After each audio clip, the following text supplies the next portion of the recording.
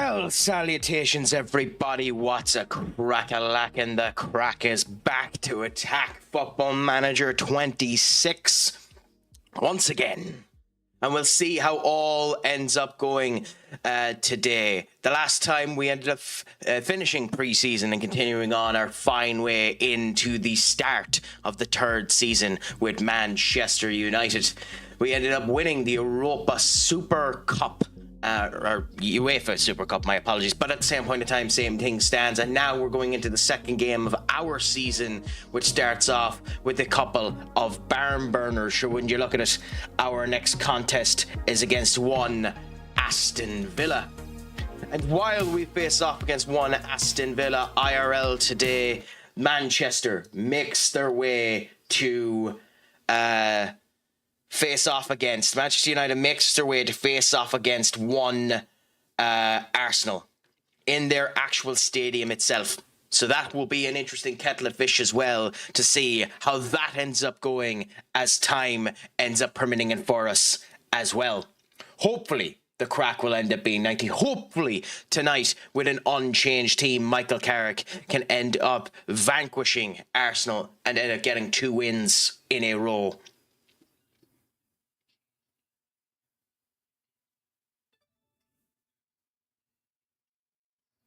Oh, so they're 2 different clubs. There's 2 different clubs called the same thing, is it? That's interesting, Senior Duck. But all the same, we're getting ready, and we'll see what ends up happening. We've seen it all. We've won a lot. We're Manchester United. We're never going to stop. Indeed. And even today, we've seen even more. Chelsea handed an easy victory off of Crystal Palace. Adam Wharton getting a red card. Is he setting himself up to potentially get that move that he ever so much desired?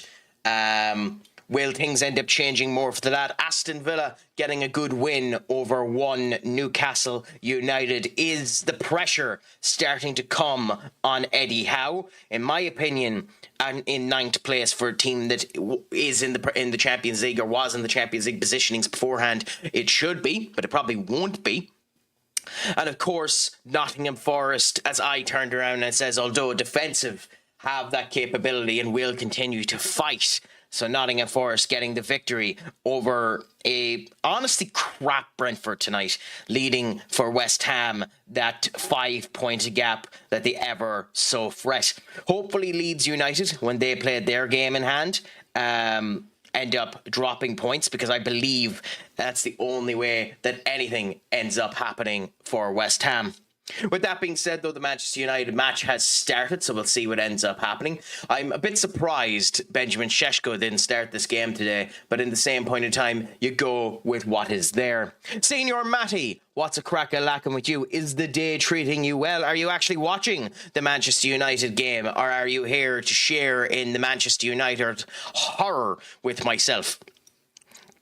And to hope that things potentially go well for us. Because time will certainly tell, I'm sure. I guess I'll watch it. Not too bad, not too bad. I mean, Arsenal luck game. We've gone with exactly the same team as we did versus Man City. So we'll see how things end up going. And it must be said, I'm not as negative on it as one like Mark Goldbridge is.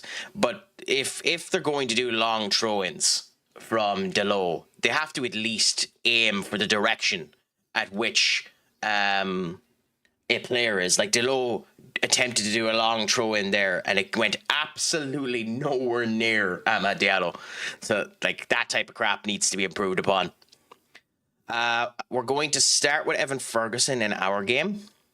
Julian Deville is tired, so we'll replace you with Mount on the bench. Put in Buemu there. We want Victor Roch as one of our options, so we will replace. Ironically, we will replace Marcus Rashford for now because Victor Rook needs the game time. So I think we start with Rook instead of Mbeumo, even though Mbeumo is a 1 goal and 1 assist in the games that we've had so far. I think we need to give him a wee bit of game time. So we'll see what ends up happening there. I think I'm going to swap Bruno with Nathaniel Decat. And maybe if we have an okay defensive positioning, we'll replace Mazraoui as part of our bench. How are you feeling today about the game, Matty? Are you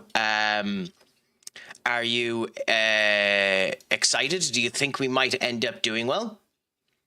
Why, Katie, if you don't mind me asking? Is it because of his carte blanche mood when it comes down to Manchester United and our perspectives on getting a win? Because, to be honest, I'm semi-tempted myself to end up removing it from him as a result of that. No bother, my friend. Enjoy the shop. Make sure to get something nice. I forgot that I had Frosty Tools set up for that as well, and I haven't done that change yet, so we're going to end up getting more of that for the moment. I think we changed the midfield pairing for this game as well, and we go with Matthias de Ligt and Willy Kwambwala on, just to give them a bit of a different goal, and we'll see. I'm doing well, thankfully, Katie. Enjoying life.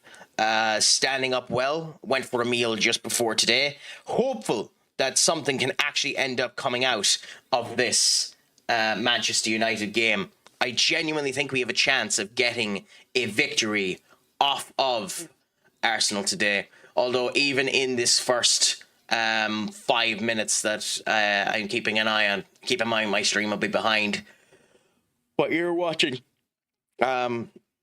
United have been more deep than I expected them to be, but we'll see what ends up happening there. But is your Sunday treating you well, Kitty? Have you gotten up to anything exciting thus far for yourself? I won't be going too long on streams today because I still need to get my walk done because I need to get my steps in, but time will end up telling there. We'll see. They're showing an image of Mikel Arteta there, and you'd swear he had the life sucked out of his face. He looks like he's seen a Dementor and it's just started sucking away his soul. He doesn't look particularly in a good mood at the moment. But we'll see how things end up going. How I'm feeling? Not excited. I don't get excited for games anymore because you never know what you're going to get from them. That's fair. That's fair. As I turned around and I said, we're a pretty good counter-attacking team, and I don't think Arsenal have it in them at the moment to end up doing that crushing form. Well, anything can happen. Of course, we could end up losing 5-6-0. But I think this will be a very equal game. We'll play deeper than we normally would end up doing, and then we'll see how things end up going. Cohen Prague, if I pronounce that wrong, my apologies. What's a crack-a-lackin' with you? Is it all going good? Is it all going grand? Is it all going delicious? It's a pleasure to have you in. How is life treating you, my friend? I hope it is all going good. It has been quite some time since you've been in. I think the last time we ended up seeing you was back, was it July of last year? Something close to that. You raided me, I think, was when you ended up coming in. Are you still doing... have you done any new saves on Football Manager? Because I think you were doing a Fulham save the last time you came in, if I'm correct. And by the way, if you feel like lurking, just end up lurking as well. I'll be talking as well with all that type of stuff. God, you have a bone in your pick today, Katie, about on VIP and Maddie. Oh, Maddie's one of the good ones. I need a VIP that knows my pain as a Manchester United fan. Well, it's funny seeing Casemiro on the pitch for Manchester United after it being announced that he's leaving in the summer, that they weren't able to come to a harmonious decision on wages. It was always going to be the case. There was no way he was going to end up getting paid 300,000 quid to extend on his contract. So, and I don't really blame him for not staying on at a lesser amount. But hey, what can you do? I'm doing fine at the moment. A lot has changed for me. I am switched to Pokemon on the Switch and I play FM26 off stream. Well, congratulations to that. How are you finding... I would assume you're playing Pokemon ZA. I would assume that's what you're playing. How are you finding playing that? Are you enjoying the DLC? What do you think of some of the Mega Evolution designs they've come up with? Are you one of the few people who actually has no complaints about Mega Darkrai? Or what do you think yourself? And enjoy the cooking, my friend. There is technically a rule in my chat that if you mention food, you have to post an image of it and attacking the food in Craic's basement in the Discord. But I let you away with it this time, considering you didn't know about that rule, my friend. But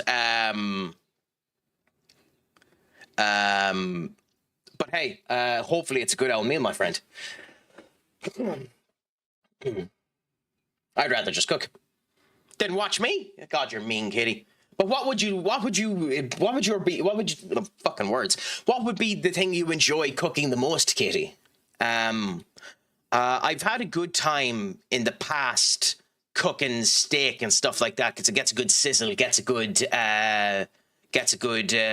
smell going around the house. And after my nasal reconstruction surgery and getting smell back, it's really, really nice being able to do it. Duck, don't you dare end up belittling the name of Pokemon. Pokemon is a fantastic franchise if only Game Freak actually gave a crap about making games to the level of quality that they're able to do. Like, they've lowered their ball on the greatness that they ended up having in Generation 5, admittedly. But at the same point in time, that franchise in general is one that I love. If I could be arsed buying a Switch, I would be playing those games now. I genuinely am a massive fan of the Pokemon franchise. And he might actually be playing ZA, although I would be shocked if he wasn't. By the way, an answer to that, to answer of what you like to cook being food is a beautiful answer, by the way. I mean, well on you for that, for saying that it's FM Senior Duck. That was a fantastic turn of play and change of perspective on how things are.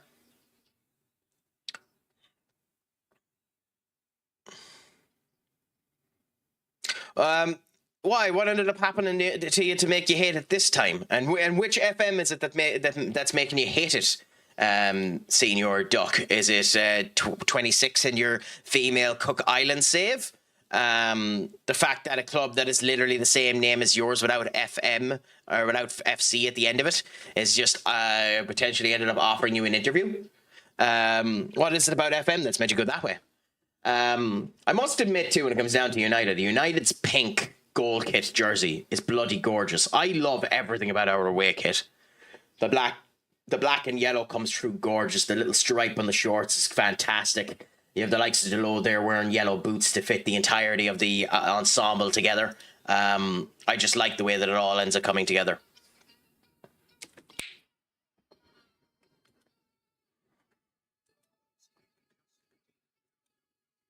So that could be bad. The stream just died on me, so I have no idea. Did Arsenal just score? No, not on mine anyway. Because I didn't score either, so Katie's just being a bit of a troll at the moment. Yes, I'm playing ZA. I love it. I like Mega Dragonite. I finished the base game previous Friday on stream, and now I'm on the post game. I went the Shiny Charm before I continued the DLC. Fair enough. Isn't you have to get something like 1,000 Pokemon caught in order to get the Shiny Charm? Isn't that the way that works, Cohen? Or am I correct on that? I know the Shiny Charm is not an easy thing to acquire in ZA. And I kind of agree with you. I like Mega Dragonite. I would have liked a bit more. God damn it. There are new strikers after scoring on us. That's annoying. I would have liked a bit more tweaks to the design. Like, I know it's a bit sparkly in the whole lot and makes it look more fairy-like, which is funny since it isn't a fairy type. But Siemens is not meant to be in the goal for this. But for me, the base design, like the base sprite or model that they've done for it, I don't particularly like. But I love the concept of Mega Gyarados. Not Mega Gyarados, Mega for Alligator. What am I on about? Gyarados was in the game beforehand. I actually don't like Mega Gyarados at all. I actually really like the concept of Mega for Alligator, and I think at all times the lid should be down.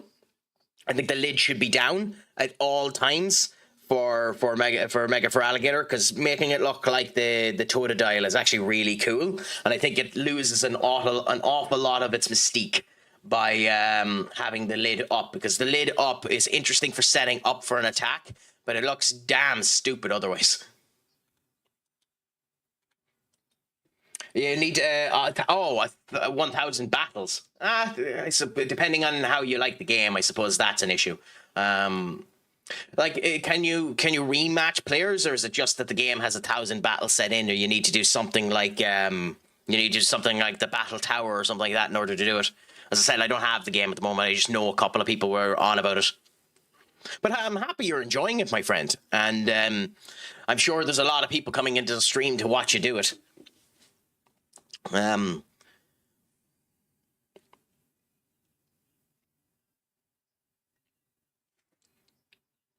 Okay. Mazraoui, be careful. Or not Mazraoui, Martinez, be careful.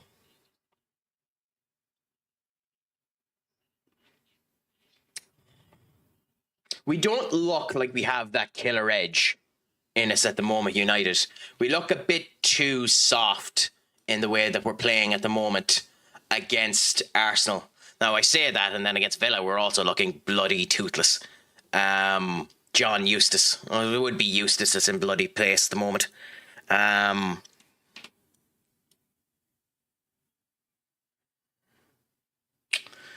Ahmad is mixed. Victor Rook is definitely coming off.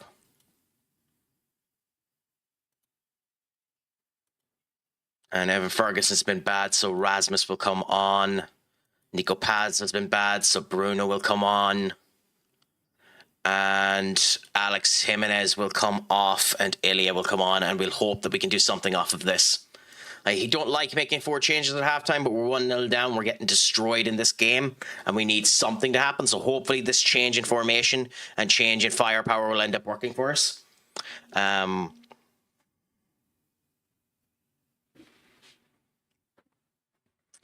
Yeah, but I will say at the moment, Arsenal are definitely the more dangerous of the two teams coming into this game at the moment.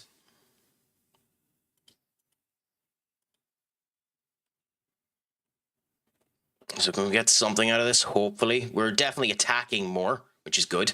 The 1,000 battles are against in-game trainers. You have ZA Battle Royale every night in the game. It's a grind, but I do not mind the grind because that gives me a lot of reasons to stream the game. Happy out! So it is the... Nathan the Cat, you bloody beauty. I love this player. He scores so many goals like this. It's unbelievable. Now, hopefully we can end up getting a win out of this and not a draw. We have a good 35 minutes in order to do it, but we'll see. Oh, that was the men's team, Doc. Oh, that makes more sense. Ah, okay. But hey, stick with the women while you're at it.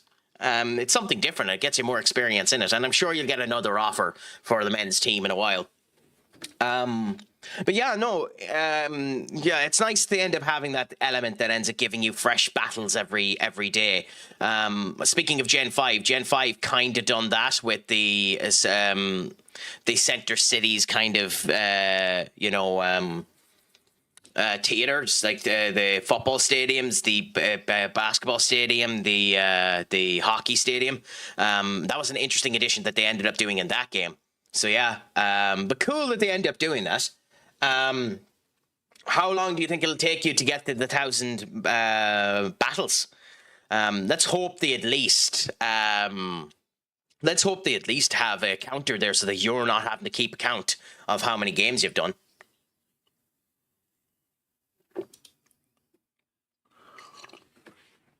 Okay, we're not breaking through them well enough.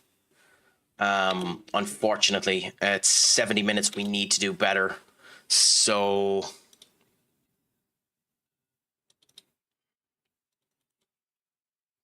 I think if we do this, hopefully that'll get us more of a chance of getting a goal. Unfortunately, Cohen, I haven't done much with it at the moment. I like the idea of it. It's interesting the way they have it in there. I am curious how.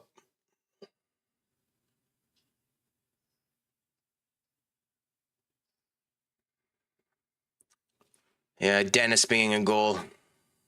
De Ligt making a howler of a mistake and Dennis in goal. Dennis definitely should end up saving that. What a horrific concession. But I wonder how much you can prop up the market and increase the prices of players as well.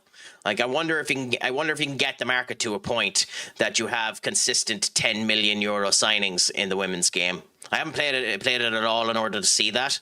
Because I know you can do that with the men. The men, you can end up having it at a place where almost every team is spending north of 100. All big teams are spending north of 100 million quid on players. 1 week as I stream the game 2 hours every work day and 4 hours on a Saturday. Nice. Hey, if they allow enough battles for you to just consistently grind through it and you don't have to wait for new battles to spawn, then that's fine. Just the way you had described it, I thought you were saying that you needed to wait for like a number of days and like it gave you something like 30 fresh battles and then the next days you end up getting more battles or stuff like that. So that's interesting. The game I don't watch, we play Out of the World. The game I do watch, we can't hold the ball for more than a minute. I mean, people make an awful lot more out of that game versus City than we need to. We didn't play that good versus City. Like, City just played really, really bad. We should have scored a lot because City gave us a lot of space. At the moment, Arsenal are... Jesus Christ, Dennis. Jesus Christ, Dennis.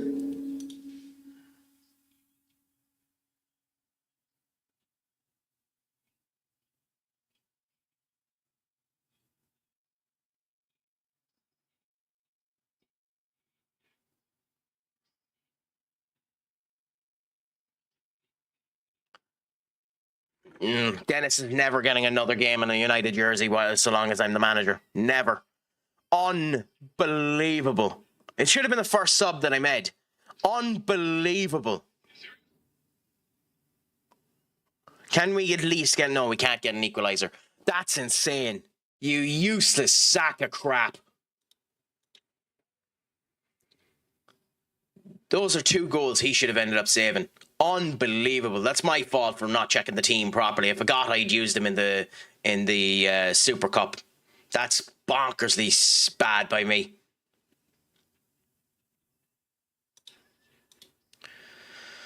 Hopefully, it won't be the end of the world, that loss. I mean, the league did finish with sub 70 points the last time, but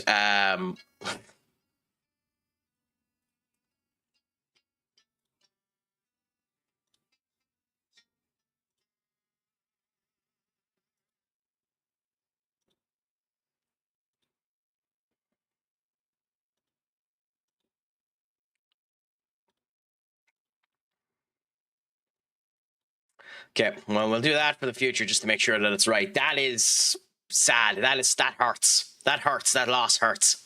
Because they didn't deserve that loss. Their XG was up high in the whole lot, but they genuinely didn't deserve that win. What a joke. Morgan Rogers having the game of his goddamn life too, to be fair. But yeah, John Eustace getting one over on me. And we had bet them quite convincingly in a couple of times before this as well. So,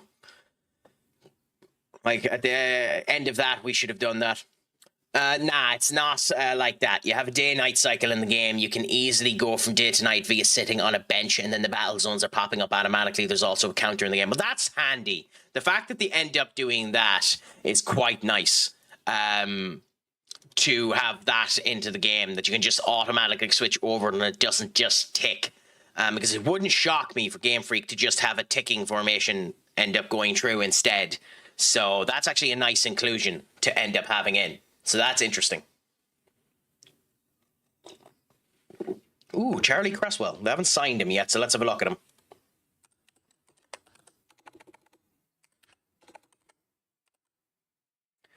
But back to what I was saying beforehand about... okay, it's 24, never mind. About that Manchester City game. We weren't actually that good versus City. It was more that City were very, very, very bad. So, in this game, this is the type of performance that I was expecting to end up having. Us getting bet down a bit, but still being dangerous on the counter, and we are if we can get through, but we'll see. So, if you don't mind me asking, and because you're cooking on the whole lot, don't be afraid to take time on the whole lot. What type of team did you end up getting? Like, what was your 6 players that you ended up getting for your squad? Elite, very good, very good.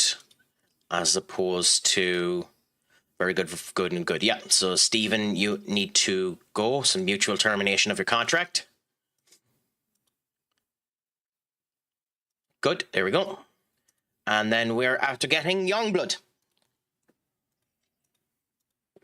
So we have a new head of youth development. Hopefully that'll end up working for us. Oh yeah, we'll send him to either Ajax or Everton if we can. And even get anything going on the counter. We keep passing it back to Arsenal. You know, yes, in your ZA team, what 6 do you end up having, or do you have more than 6? What?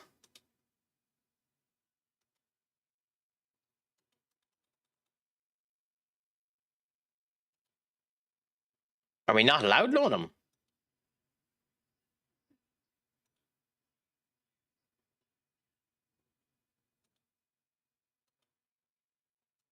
Okay, this is an interesting bug.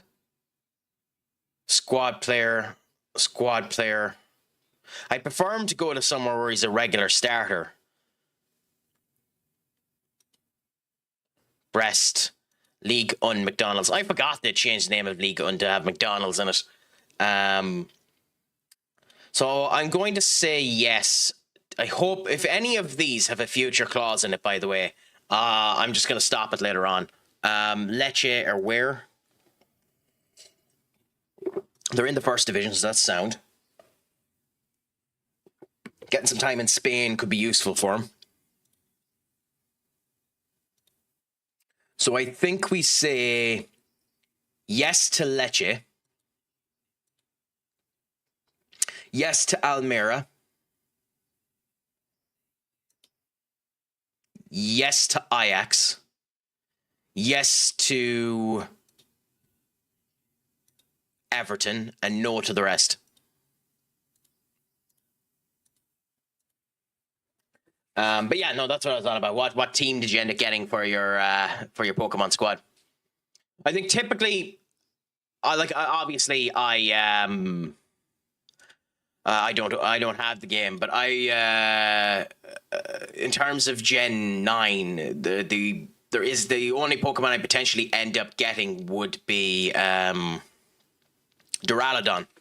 I like Duraludon in terms of the Gen 9 Pokemon that's out of Houndoom, interesting. Dragonite, Feraligatr, Lucario, Gardevoir, and Excadrill. Okay.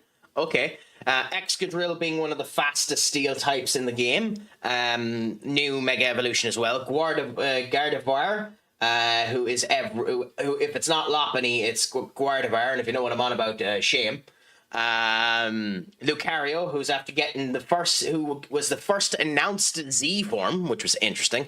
Feraligatr, who, as I mentioned, I love the new design of. It's my favorite of the new Mega DLCs for the starters, because Meganium literally just you could do so much with Meganium, and just adding flowers to its bloody neck is not enough.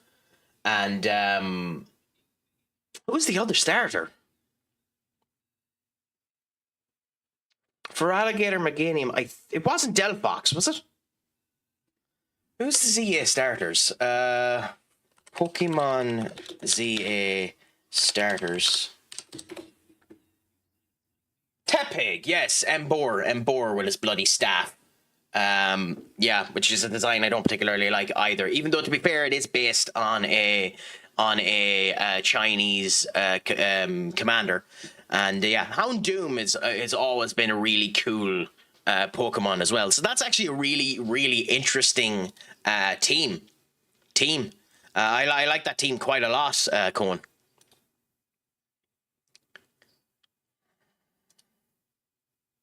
Houndoom didn't get a Mega though, did it? Or does it have a Mega? Oh, it does, of course. It had one originally, yes. where it ends up looking like an actual skull dog on the whole lot. Yeah, I forgot about that. It didn't get a new one. Yeah. Cool though. Happy out. I'm guessing all of them have mega stones on, do they?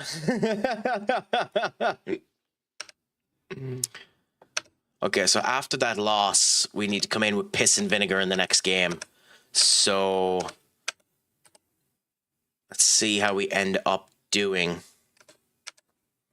It's an annoying loss to end up having. We have the men's in goal from now on.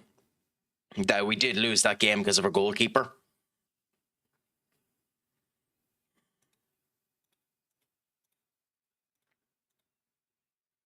Oh, Garnacho's uncertain. Interesting. I mean, I wouldn't go in for him again anyway, but it's not surprising that he's uncertain. Even if his stats are okay, I expected more from him, but, you know, interesting. Wants to leave to play Champions League football. I'm surprised Chelsea aren't in the Champions League. My team all has mega stones. Yeah. By the way, does ZA have abilities in it? The main event fight, I didn't get around to watching the fight, unfortunately, Matty. Now, I do know that Paddy the Baddy ended up losing, unfortunately. Ooh.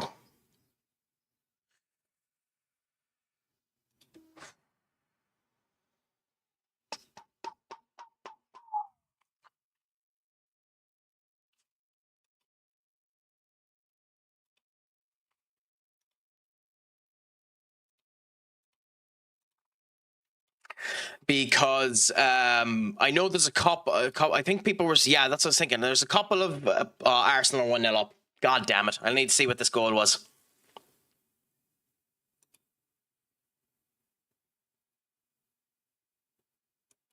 Well, it might be an own goal too for Martinez.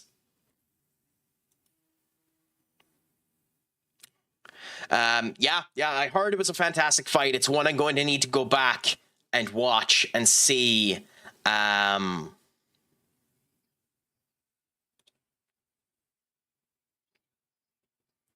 see that match. Genuinely, I'm going to have to. So it'll be interesting. Oh, that's actually a really unlucky goal. It's a really unlucky goal. That's bad defending. And just a nice little chip in there. A bounce off of their number 12, off of Lisandro Martinez. That's a really unlucky goal that Timber was able to get that. He just nutmegged bloody Lisandro Martinez. And the men's probably should do better on that. But that's just a really unlucky goal for us to concede. And unfortunately, that's the game. That's the game Arsenal have this one. So you could probably end up giving it up now, Matty, if you wanted to.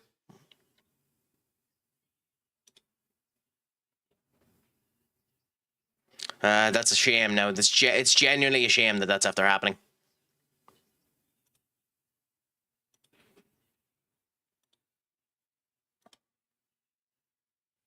Now again, I like in all cases, like in that, oh, Brian and Buemo.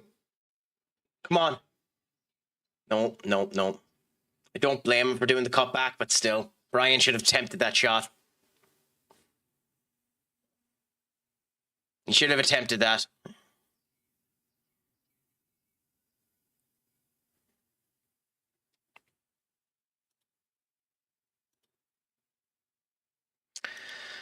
But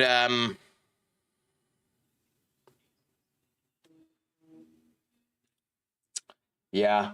I do have to watch that UFC fight, give it a proper watch, see how Paddy ended up doing. I know even after the fight, Dana was saying that he needs to keep his head held high, that he was doing fantastically well in it, wasn't willing to bow down or lose himself. So that shit.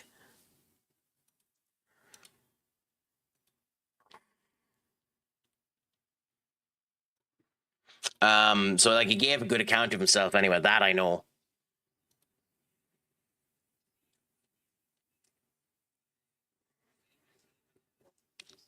Saka now. Yeah, this is going to look like we're going to get hammered on this game, unfortunately.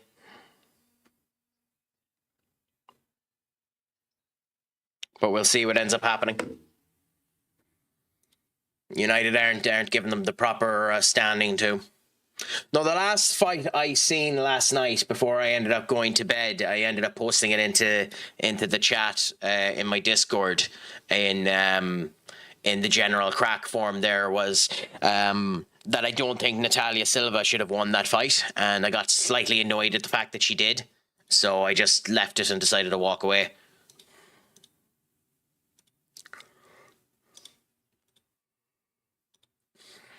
Okay, so we've Liverpool now at home. Can we get a win out of this game? We need it, especially after losing the last one. So hopefully we can get a result out of Liverpool.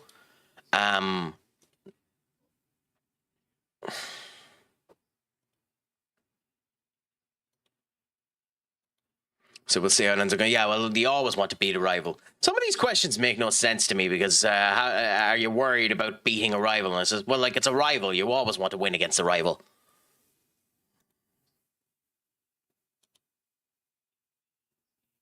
Oh, Liverpool, do you think a match against a Liverpool team without a manager? Ooh, why are they without a manager? Ooh, that's interesting. Okay, I'm gonna have to look at that and see why they're without a manager.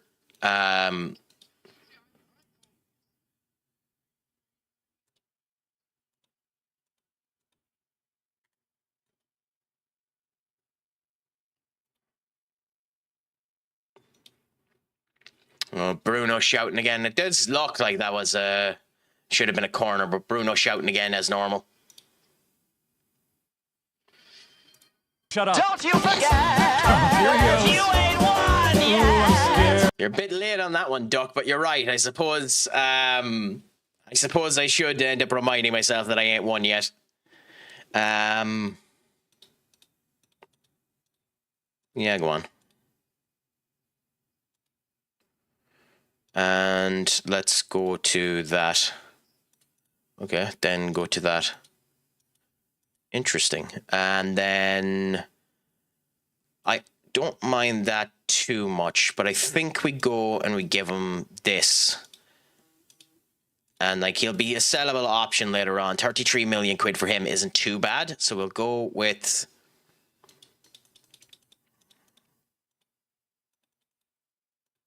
that, and that should be fine. Because Honest, it tends to be a good player, and like, hopefully he'll develop more. He should do at 19 years of age. 33 million quid for him isn't bad. It's the upper region of his transfer value, but like, you know, it's never bad to have options such as that. So we'll see what ends up happening. But what do you think about the other fights, Senior Maddie? Was there any of the other ones other than Paddy to Baddy that I need to end up having a gawk at? Is there any of the other ones that were barn burners that need to be watched, considering I went to bed straight after that and wasn't watching the rest of the matches? Did you watch all of them, or what ended up happening with you, if you don't mind me asking?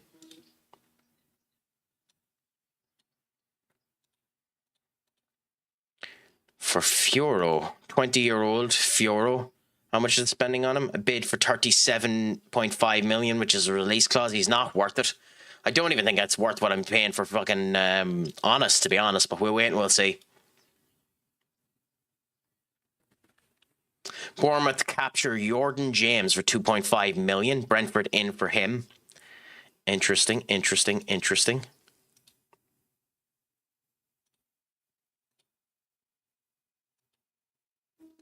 And now we're into the Liverpool game. Now, before we go into the game, let's see, how do I, club history? No, so how do we see, okay, Arne Slot left the role. So Arne Slot resigned for Liverpool and went to PSG. Okay, that makes sense. So Arne left Liverpool and went to PSG. So that's why they're without a manager. He got the PSG job. So we have a caretaker manager in place for this game because Slot left, which is interesting. Oh, did we score? Nice, Brian Mbeumo. Nice. Oh, what a mistake, too. That's a howler of a mistake by Gabriel. I suppose, as Duck ended up saying, and as we all must remember... Shut up. Don't you forget, you ain't won yet. The game's still in. Game's still in. That was a howler of a mistake. Who is there, 36? Was it Gabriel? I always get Arsenal mixed up. 36 was... Oh, no, it must have been 6. Yeah, it was Gabriel. Gabriel. Oh, no, it is 36. Yeah, who's 36? Oh, Zubamendi. Oh, it was a Zubamendi mistake. Oh, that's a howler of a mistake by Zubamendi. Ooh, okay. And nothing Raya could do about it. And Buemu held himself phenomenally well.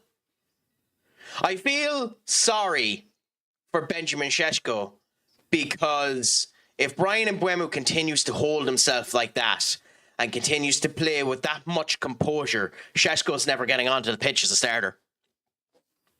But at the end of the day, who cares? 8th Premier League goal this season. He's their top goal scorer, Brian Mbeumo. Happy out. Happy out. Yeah, I watched the rest of the fights. Sean O'Malley fight was okay, and the Derek Lewis fight was a good fight. Happy out. I might have a gawk at them later on. So now for us, Paz had another bad game. Brian Mbeumo's injured. Evan Ferguson is there. We have you there. Šeško there. Kaba there. Delict there.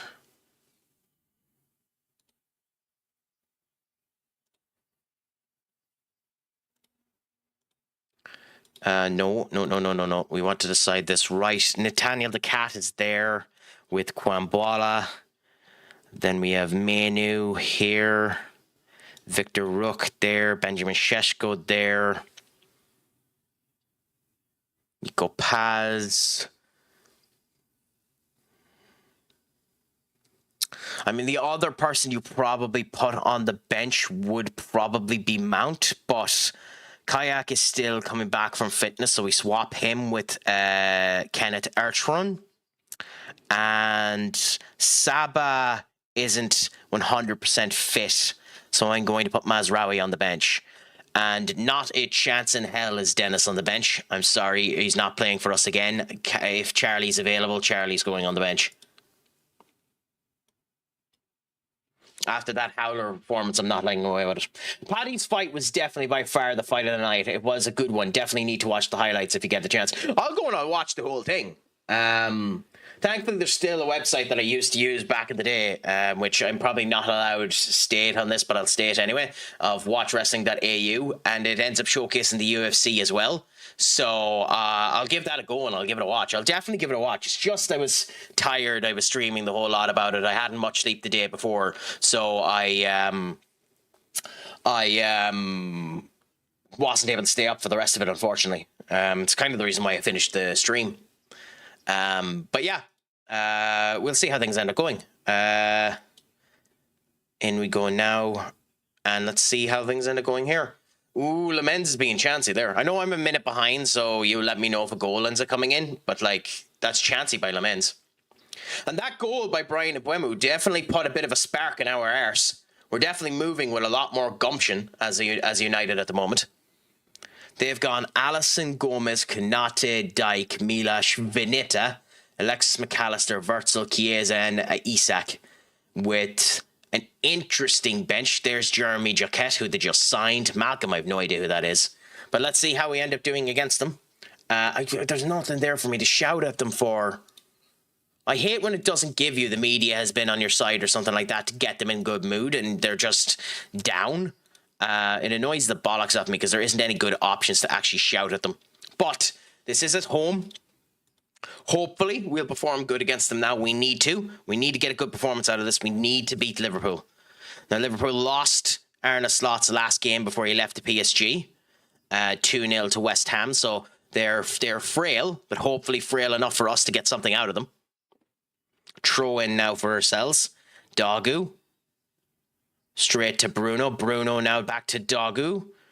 Dogu to Rashford. Bruno! And what a save by Alisson. Alisson must be yonks old now in this game. 34. God, he's still very young.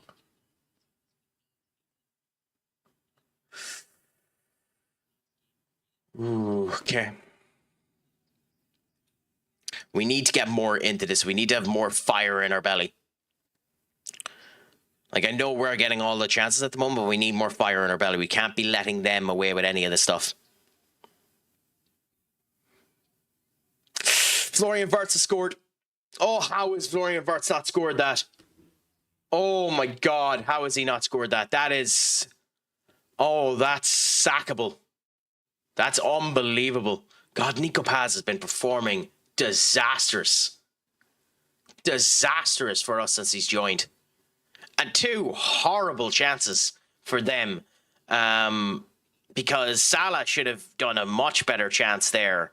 And their first chance there from Wirtz should have been a goal as well. So we're chancy at the moment with what's going on here.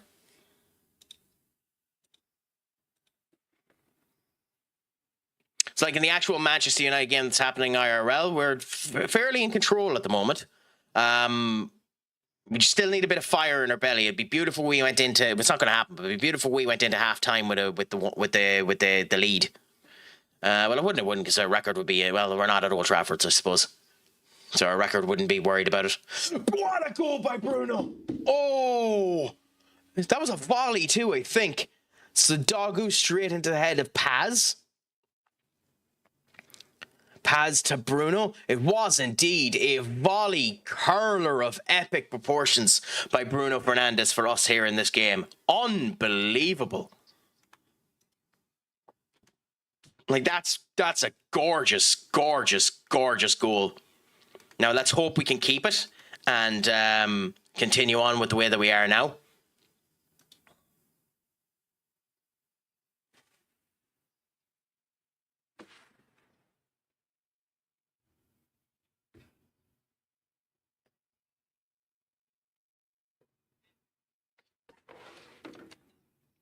Okay. Yeah, Mikel Arteta and his staff don't look particularly happy with the way things are going at the moment. He looks bewildered. But again, due to the bags underneath his eyes at the moment, he's always going to look a wee bit bewildered, isn't he? I like Mikel Arteta. I genuinely do, but like he does look like he's been eaten by a Dementor.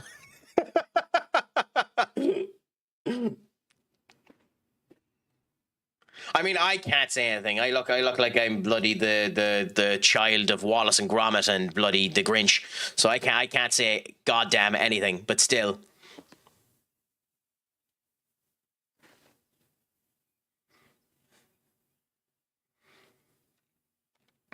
like I've been known to look at milk and churn it into cream.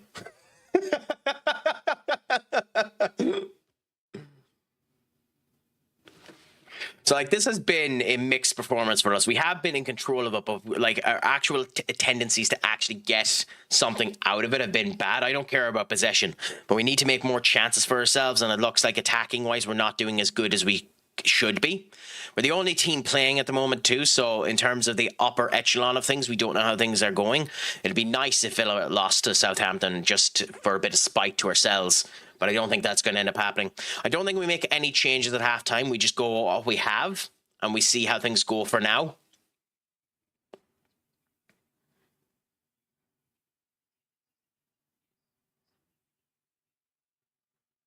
They seem to be able to control us out the wing, so maybe we change... Well, this is not the game to be experimenting, I suppose, but maybe we change and go in through the middle and try and exploit the middle of them. With the way Florian Wirtz is playing at the moment, and they haven't subbed him off yet, we might get something out of it by trying to exploit Florian Wirtz.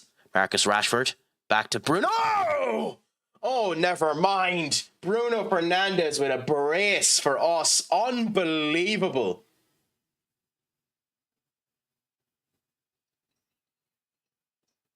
You didn't need to do that now, Maguire. Anyway, never mind. But yeah, no, we're doing well in this game. So we're coming back. A bit of piss, fire, and vinegar in our step once again. Beautiful to end up seeing. You have Wirtz there again with a 6.1. I'm surprised he hasn't been taken off yet. And Alex Jimenez having his first proper game for us too, which is nice.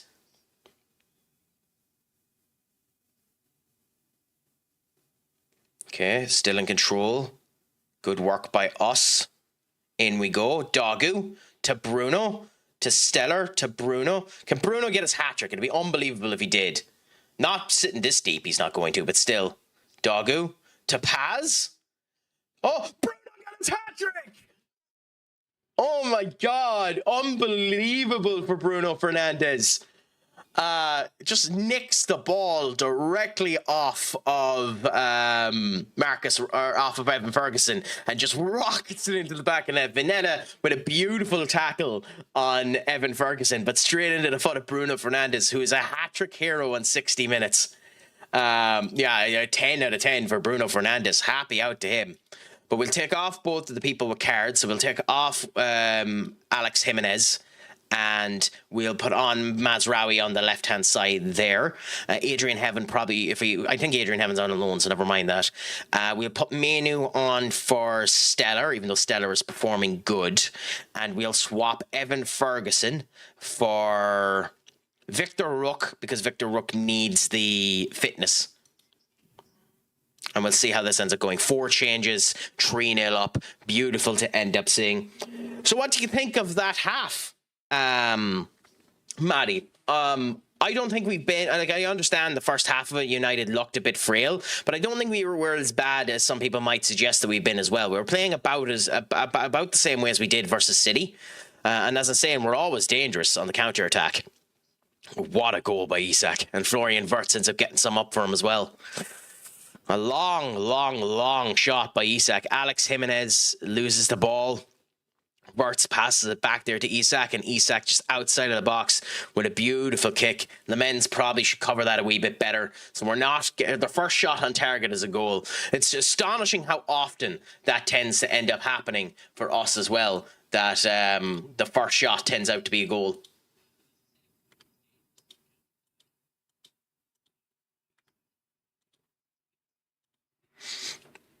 Ooh, God, I must remember that we ain't won yet. As Liverpool are coming back into this game, that gave them a jolt of life that we didn't want them to have. Like, there's still 2 goals in the difference, 2-goal margin, the most dangerous score in all of football. But we'll see what ends up happening. Mazraoui already with a card. Mazraoui might be exploited on that left-hand side, so bringing him on for Dogu might have been a mistake. But hey, we're getting up to the 80th minute, so that's something for us.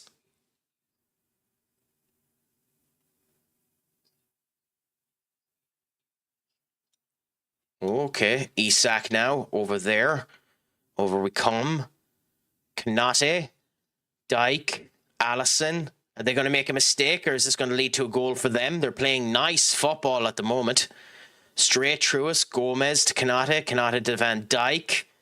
Isak. Oh, Euro, you taste.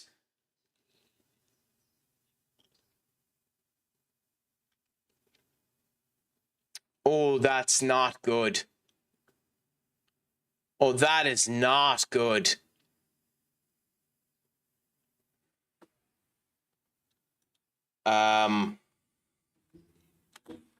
Okay. I wish I had 2 subs. I really do. We can't take the risk with Lemens. I don't want to put Hardy on, and this could cost us the game. But you don't leave a goalkeeper on that's under 6.4. This could cost us the game, what I'm going to do here. This could end up making it a loss or a draw. We're going to put Hardy on and hope that things end up going well, because we're not keeping a goalkeeper on the pitch that's at a 6.3. It's one of the worst things you can do in FM. It's why you need a semi-competent sub goalkeeper, because at a 6.3, it's just too dangerous to keep them there. And of course, Alisson Becker with a 7.7, so we should be even more goals than we end up having. It's a shame too, because I would have put Kenneth Erkon on the pitch if they hadn't scored that goal. 5 minutes now. Can we end up getting through this 5 minutes? Hardley's doing well for himself since he came on, so that's good. We're giving up a wee bit too much possession, but again, I don't care so long as we win the game, how it ends. Corner now for us. 1 minute left. In we go. Corner again for us. And we won. That was chancier than it needed to be at the end. That was chancier than it needed to be at the end. So there's a couple of people that get a bollocking. Victor Rook, definitely one of them. And like, Victor Rook is leading himself to just being dropped and not being played, unfortunately. But we come in here and we praise the people. Well done on that result. But we go to Euro, Mazraoui, Victor Rook, Lamens, and we just say, I'm quite angry at how bad you played today. And good, they're motivated, so that's good, except for Victor Rook. So Victor Rook might be just downgraded to the under-21s to get a bit of fitness. But at least it gave a bit of gumption into them, but we needed that win. We needed that win, so it's nice to end up getting that through. 2 wins, 1 loss in our first 3 games versus Arsenal, Aston Villa, and Liverpool. So that's absolutely beautiful for us today. It puts us up to 5th. Again, more teams have to play, but we'll see what ends up happening. And that Liverpool loss was an unfortunate one for dangerous Whoa. Your live is flagged for dangerous activities and challenges. Could result in your live being disconnected. Why? What the hell am I doing that's dangerous?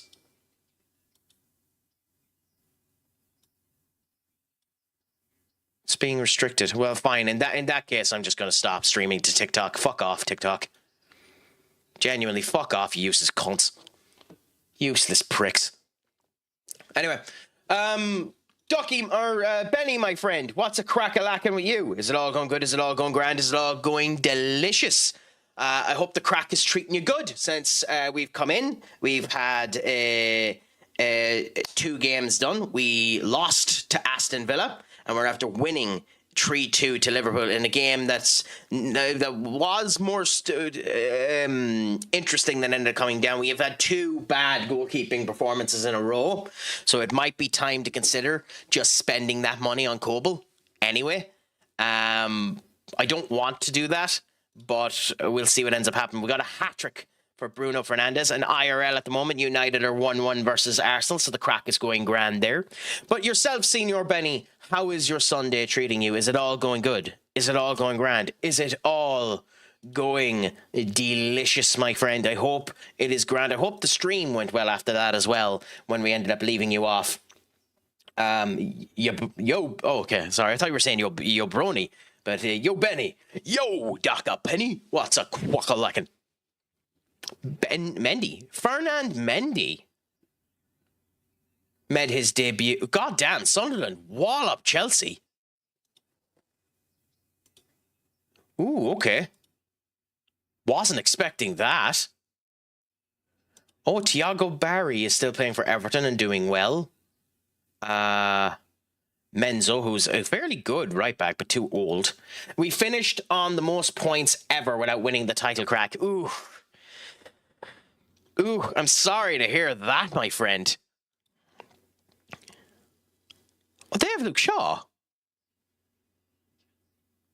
Okay, I need to look at this Chelsea squad. Kurt Benzema. Ooh, okay. Or not Kurt Benzema, but Basuma. Interesting. I need to look at this Chelsea squad. Arsenal top with 9 points. Wait, what?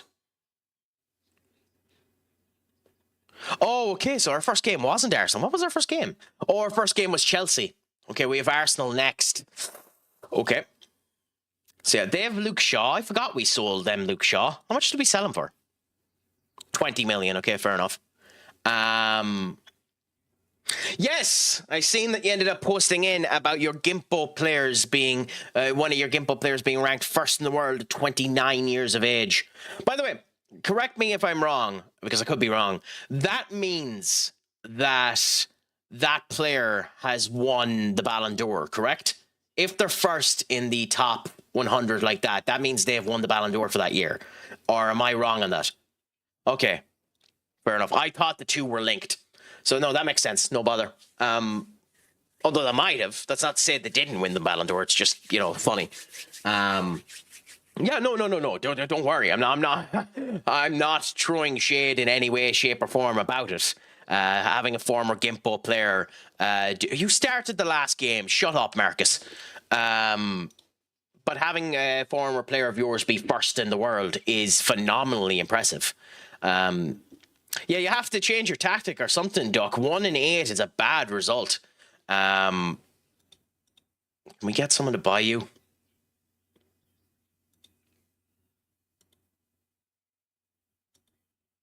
If we were to do the intermediary, what would he sell you for? Fine. If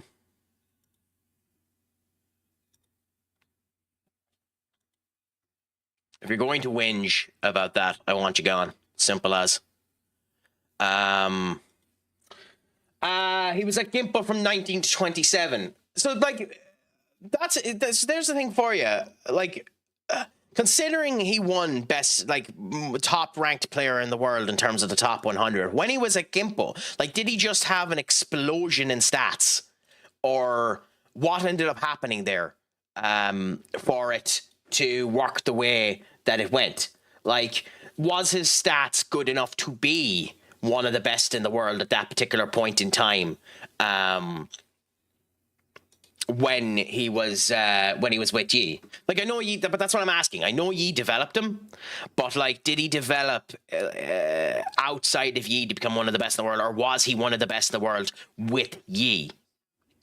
If you don't mind me asking. That's kind of what I'm asking there, Benny. Do we spend 33 million quid on him, by the way? He's out for 8 weeks, but like, I think so. I mean, I think he had one season, 15 goals, 13 assists, and a 34 GB. So kind of, yeah. Okay, fair enough. Because it can just be the case that sometimes players just balloon after the move.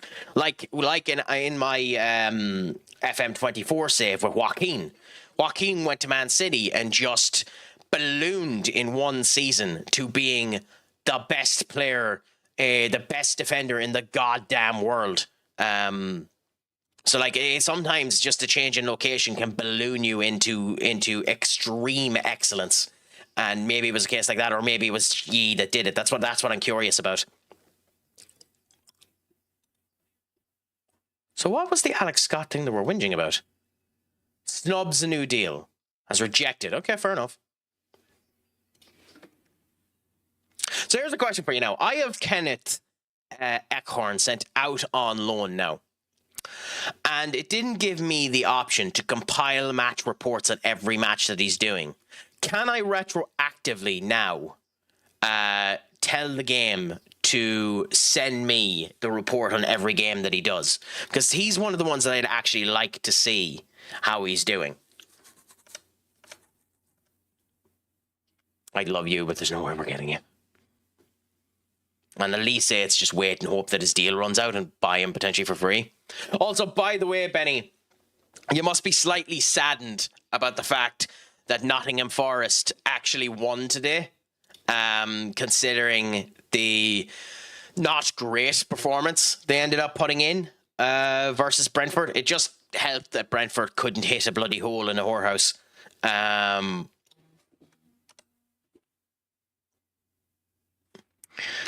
But yeah, just weird.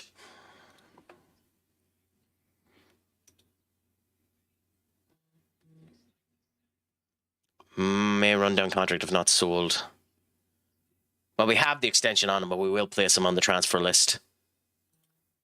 Place on the loan list. Place on the loan list. Place on the loan list. And then, yeah, we go with that.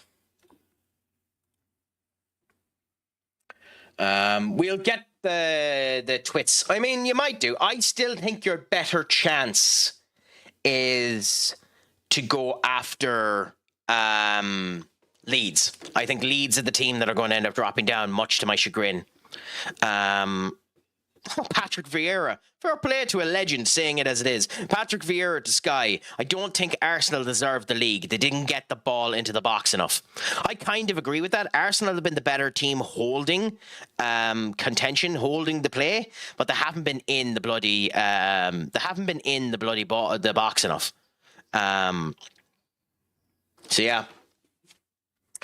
But yeah, we'll see what ends up happening. I could see, piss off squad. I could see Leeds losing to Everton tomorrow in the 8 p.m. game. And considering I'll be live, well, at the moment anyway, unless things change, I'll be live tomorrow.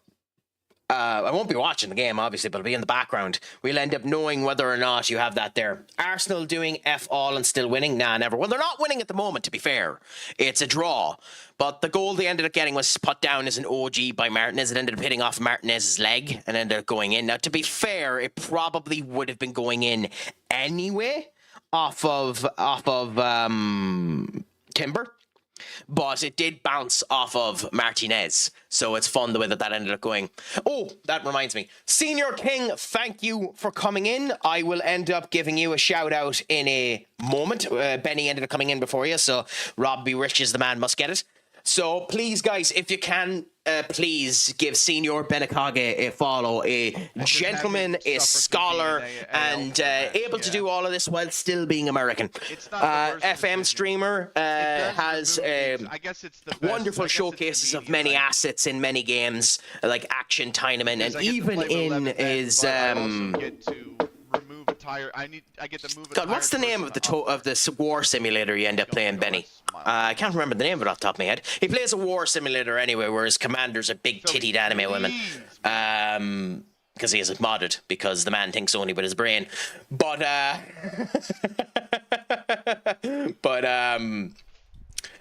yeah, please do. Hearts of Iron 4, yes. Please do give Senior Benakage a follow if you can do. A gent, a scholar, and a fine individual. Recommend him up to the wazoo. Sound man, do give him a follow.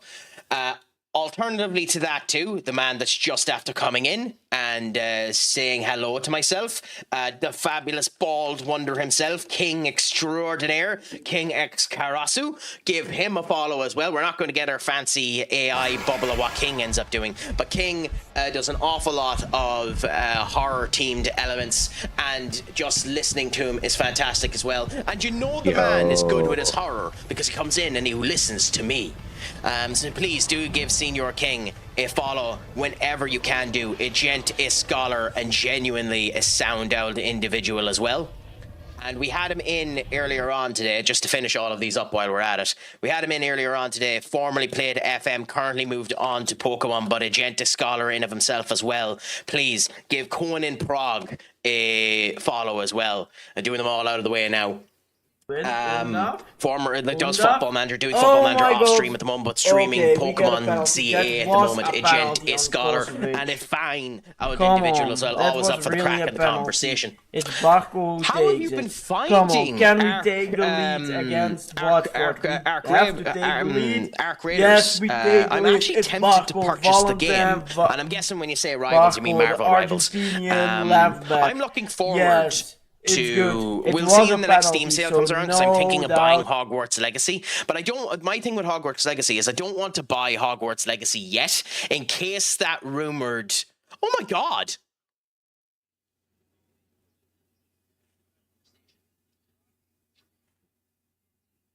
Huh. Well, we're delaying this for a bit. I don't know if this is worth it. I still need to decide whether or not this is worth it. PSG are just after signing Anthony. PSG is just after signing Anthony. Oh my god.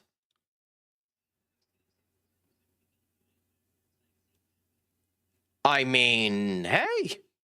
To each their own. I don't know what Mikel Arteta is doing there. Or Arne Slot, sorry. I don't know what Arne Slot is doing there, but hey. Anthony De Santos has gone over to fucking PSG. Wow. And we got 50% of the transfer due to the sell-on clause. We got 19 million quid. Yeah, beautiful. Ark, you find Ark infuriating, King. Oh, that's interesting. Why do you find Ark infuriating? My thing when it came down to watching Ark is it just looked like a standard looter shooter. It looked like a more online friendly version of the likes of Borderlands, with an actual art style that looked good, you know.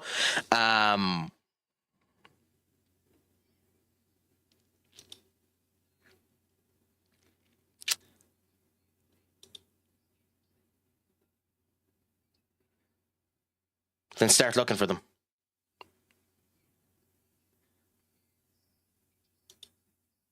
Fair enough.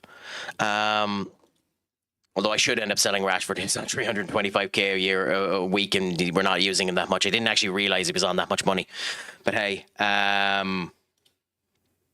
but no, I'm pleasured to hear that it's going well for you, my friend.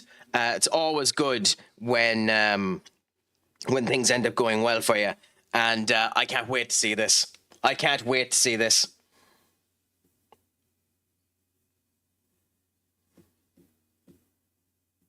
I can't wait to see this. What did Doggo do? Sorry, I need to wait. What did Doggo do? Matty, as I said, it ain't over till the fat lady sings, but what did Doggo do? Over there? Oh my God! What a shot! Okay, so today has proven two things.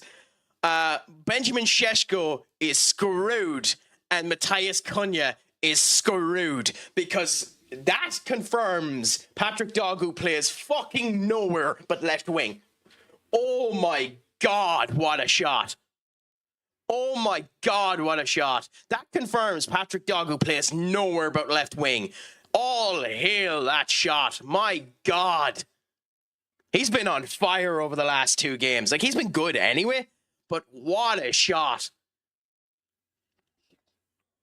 And that's what I'm on about with the United recruitment. I don't think the United recruitment has been as bad as people has been saying. Like, Doggo is young and needed time to end up developing, and he's definitely developing now. You can see it. But, they're not going to give that as a card or as a handball. There's no way. It didn't even touch his hand. If they give up that goal as a handball, they can piss off.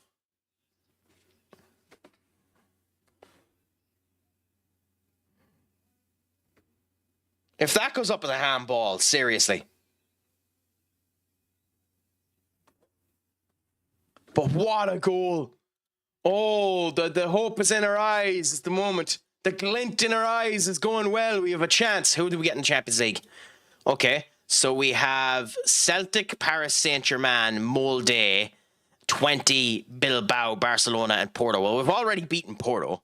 But to be fair, not the worst Champions League fixtures that we could ever get. So that's nice for us.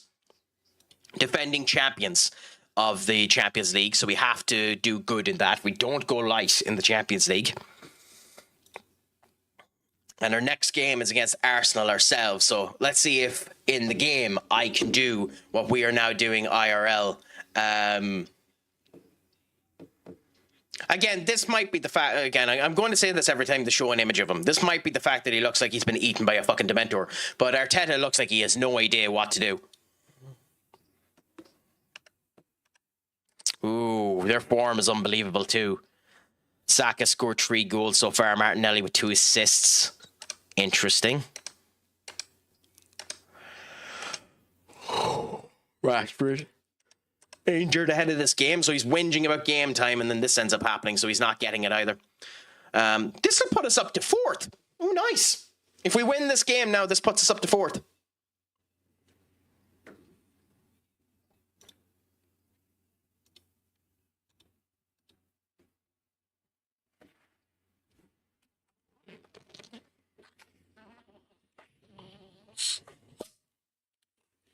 I mean, the commentators are probably right. He does need to calm down a bit, Doggo.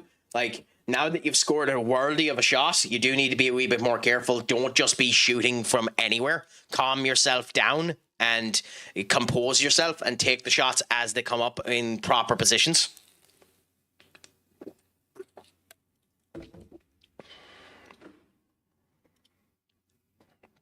But again, this ain't over till the fat lady sings. There's far too much time to say that United have this now.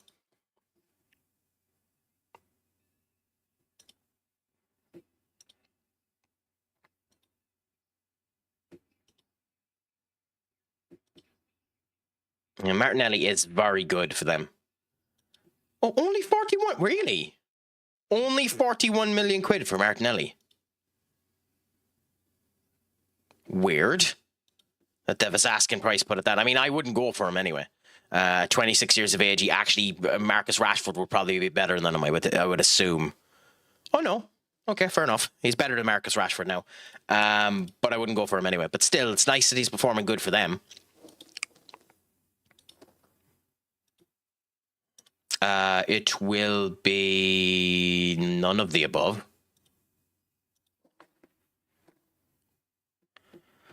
So, we don't move Bruno anyway after scoring a hat-trick in the position that he was in there, even though that is where Nat and the Cats has been doing well.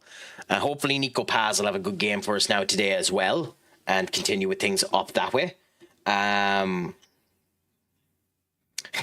Doggo on his Garrett Bale arc. That's a bit much.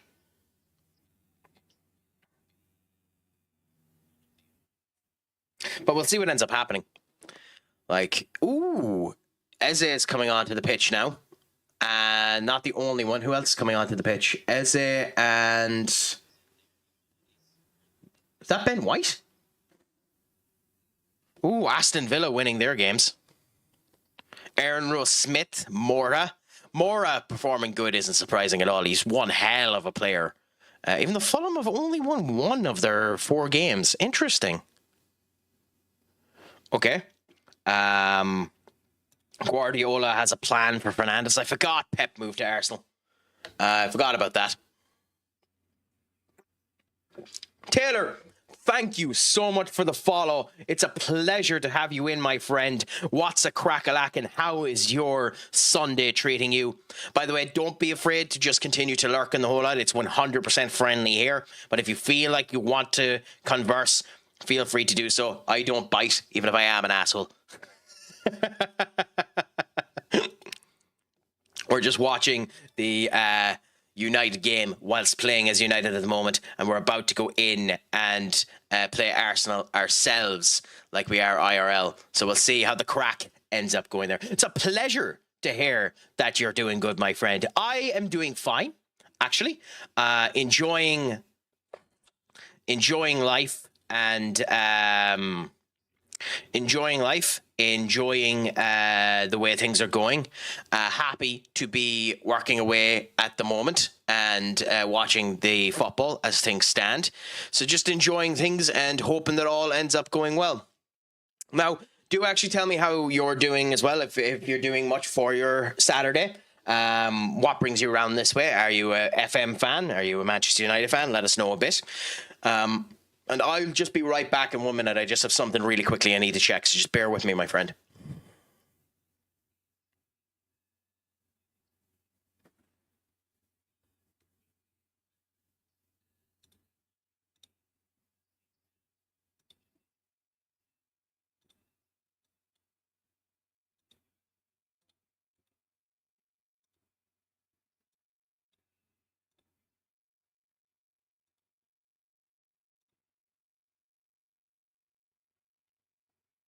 Okay, sorry about that.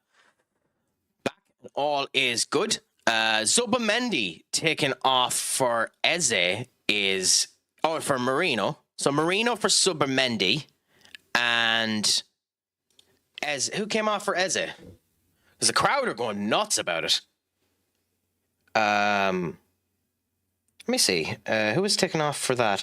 Oh God, he's made 4 changes. Ben White for Perlo, Gyökeres for Gabriel Jesus, Murno for Odegaard, and Eze for Zubamendi. Interesting. Big poke to go at 4 changes that quick. I mean, they needed it, but still. Well, I see in a Discord server. I see you in a Discord server decided to join. Well, thank you so much. Pleasure to have you in, my friend. Always great to have new people come in and have the conversations about it. So thank you so much for coming in. Yeah, I've just so you know a wee bit more about myself. Variety streamer. Football Manager would be my main game when I end up going about it.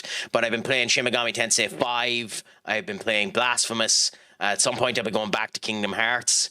Even though I done bad on the first first one of that, but I love those games, so I don't care. I'll be going back into it and having the crack, and just enjoy things around there, have the conversations, try to bring a good vibe and a bit of crack to everyone that ends up coming in, and just enjoy life and see how things are going.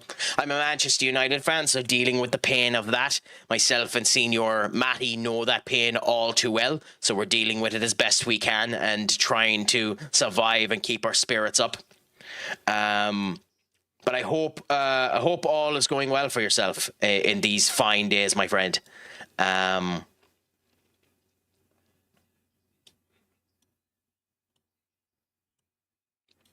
Okay, Alex Jimenez and Dogu, cool. I would like to go to Cat, but we can't. We have to go Bruno. Stellar, Bruno, Victor Rook is not starting. In Buemu instead. Evan Ferguson there, but we do want Sesko, so Rasmus off, Sesko on, and then go back with Evan Ferguson. Evan Ferguson on the pitch to start. Will hopefully get his first goal of the season. Bruno with 4 goals so far, our top goal scorer.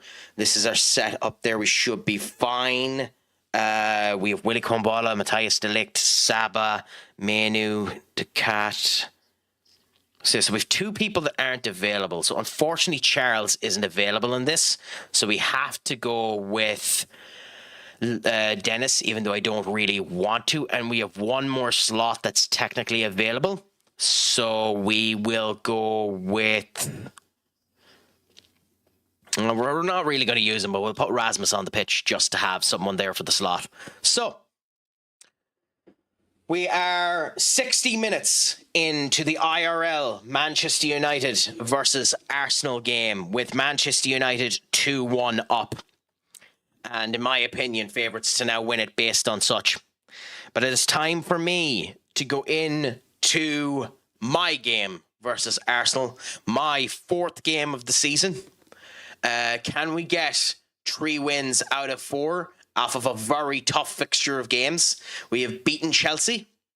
We have beaten Liverpool. We lost to Aston Villa. But can we beat the mighty Arsenal? Let's see. Cross your fingers, your toes, and any other orifice from which you want to give me some luck. Because the crack might end up needing it, my friends.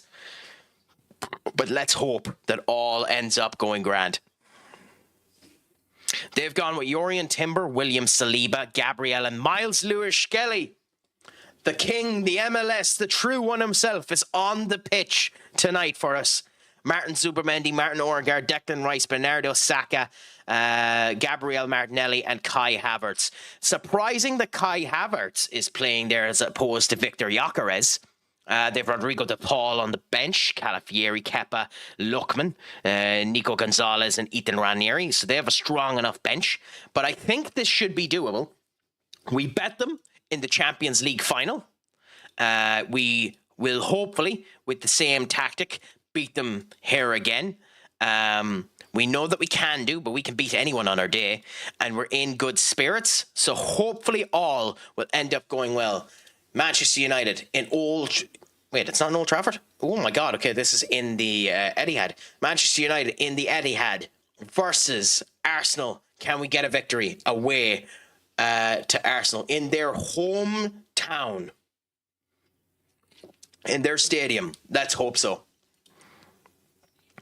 This will catapult us from 11th up to about 5th, I'd say, if we win this game. Bruno trying to get to Evan. Evan was offside anyways, but a nice attempt at the shot.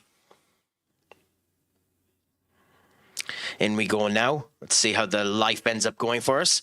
Down we go. Martinelli to Saka. Nice work by Dogu and Bruno getting it there. In Buemu now with the run. No one there to help him. Dogu now with a further run. And Dogu, unfortunately, just being stopped off in the way there. So there's a stat for you. And here's a stat for you, Maddie, if you're listening. And Gabriel, of course, he scores. Here's a stat for you. Arsenal have not had a shot on target since the 18th minute. What a horrible concession, too. Stellar to Rice. Rice to Martinelli.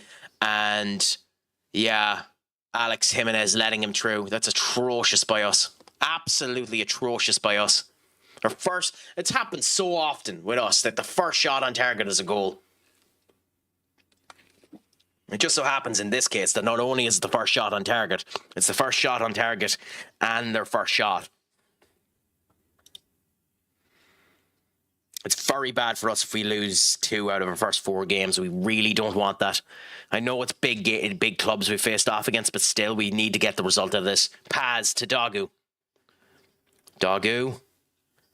Taken out by Saka. God damn it. Saka given way too much room there. Anyway, we need to make a tactical change here. And that is to make our wing-backs be more effective in stopping the wingers. So we will make Martinelli be targeted by Alex Jimenez. And we will make Saka be targeted by Dogu.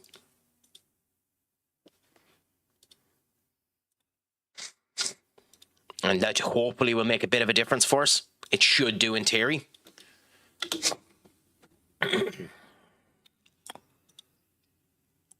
It's an unfortunate way for it to start with them getting a goal. A draw isn't a bad result in this game if we can get it. A loss is a bad result, especially considering we want to challenge for the title this year, and this is the type of games where you need to end up having your victory.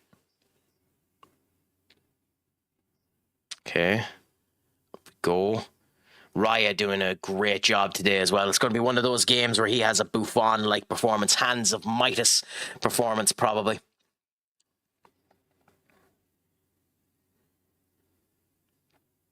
They're getting more pressure out of us now. We're not doing well enough.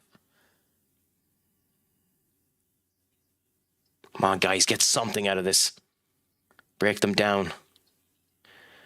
Pep Guardiola. This is the first time we've faced Arsenal with Pep Guardiola as the manager. They're all in control of this one. Okay, I don't really want to do this, but I think we have to.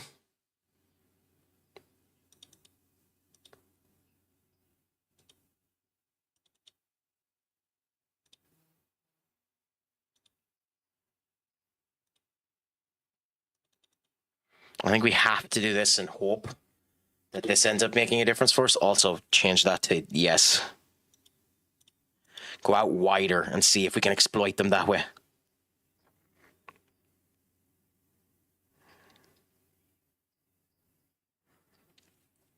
It doesn't look like going out wider is working for us. Chancy by Euro, but hey, Euro out to Ahmad. Ahmad straight down to Dogu. Ilya to Dogu. Dogu now to Bruno. Bruno to Ahmad. Ahmad again running down in. And Ahmad! Oh, a moment of brilliance there. A moment of brilliance for us, wouldn't you believe it? Ahmad, that should not have gone in. A mighty strong kick. Raya just not fast enough to grab it there, and it's 1-1 again. So that's beautiful for us. Can we keep it up now? Can we put on the pressure and get more out of this? Hopefully.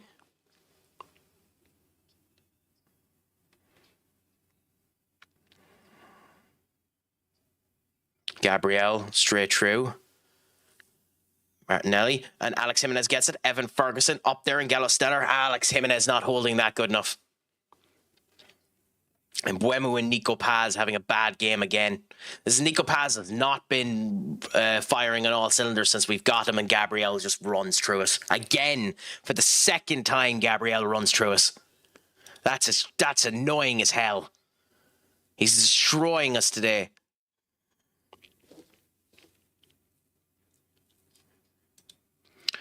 Okay, so it's time to change things up completely.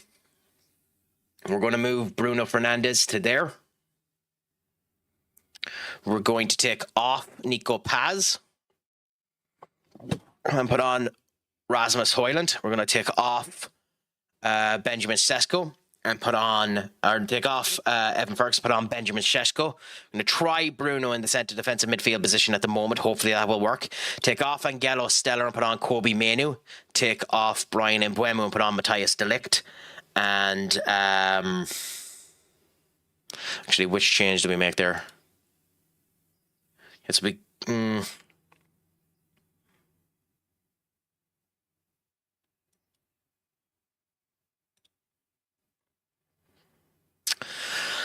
Okay.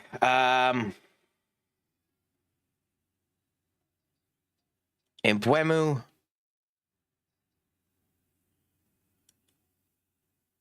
Evans not performing bad enough yet, so we'll go with this first, I think. We'll go with this first and see how this goes, and then potentially make that change later. So go Victor Rook, Benjamin Sesko. Ahmad is performing good, so keep Ahmad and move that there. Nathan the Cat and Kobe Manu. Can Alice Jimenez play back here? Not really. Shit. I don't want to make all 5 subs. So Alex Jimenez for Matthias Lichten will leave the 4th sub and keep Bruno on for now and hope that we get something out of this. Because we need to. We need to get something out of this. Making those 4 substitutions needs to end up happening. Changing this formation could end up making us lose. But we're not aggressive enough the way that we were, so we need to get something out of this. So hopefully the more aggressive tactic with the 3 at the back will work for us. It leaves us defensively suspect, which could be a problem based on so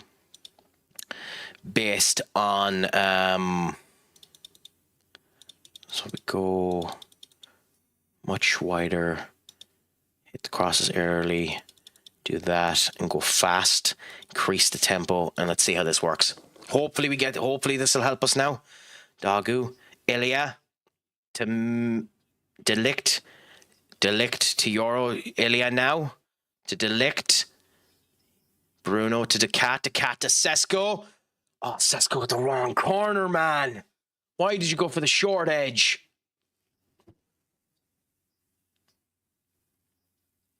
Come on, we need something out of this. Nice work by Ferguson. Sesko to Rook, Rook to Ahmad, Ahmad to Rook, Rook to Bruno, Bruno to Dagu. Nobody there for Dagu.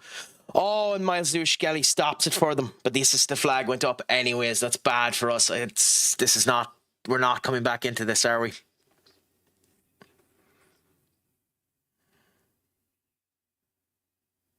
Gabriel, William Saliba, Zubermendi to Saka, Odegaard. Ilya loses it out there. Evan Ferguson there to Dagu. Dagu goes for Rook. Victor Rook. Almost. 60 minutes in. Oh, come on, guys. Change this to ultra attacking.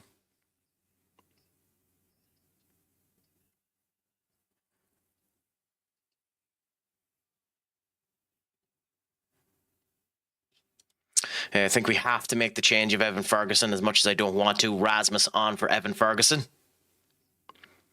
Lemens to Ilya. Panda, my friend, what's a crack-a-lackin'? It's a pleasure to have you in. Is it all going good? Is it all going grand? Is it all going delicious? There, we've lost this game. Annoying. If you can, please give Ritual Trash Panda a follow. Genuinely fantastic streamer. Good bit of crack whenever you end up talking to them. Always fun whenever I'm in and talking to them. So I recommend them all the way, my friend.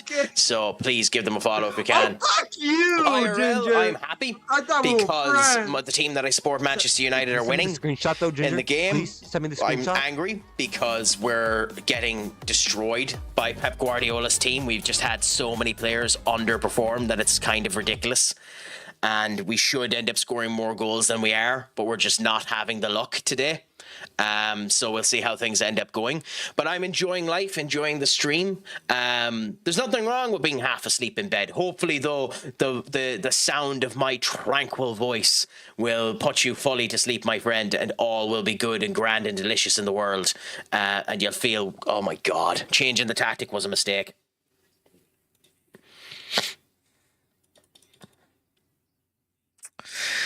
Changing the tactic was a mistake. Shit.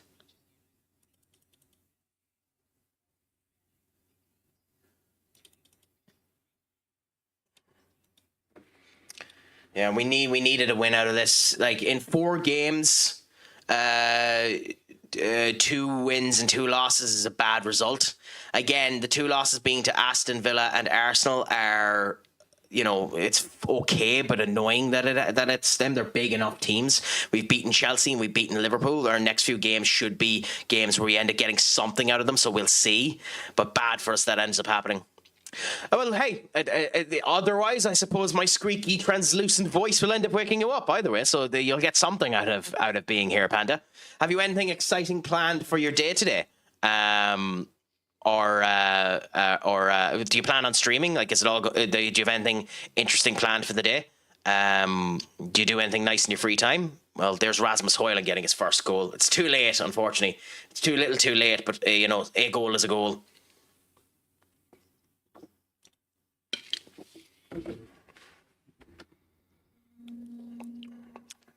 I mean, they say it's too late. They could end up giving 10 minutes of added time. I don't foresee that, but that could be what happens. Madueke coming on now for Trossard is an interesting sub as well. We haven't... Why did you do that, Rasmus? Victor? Oh! Shut up. Don't you forget, Here he goes. you ain't won Ooh, yet. I'm scared. Can we get a draw out of this? Or even more, could we get a win out of this?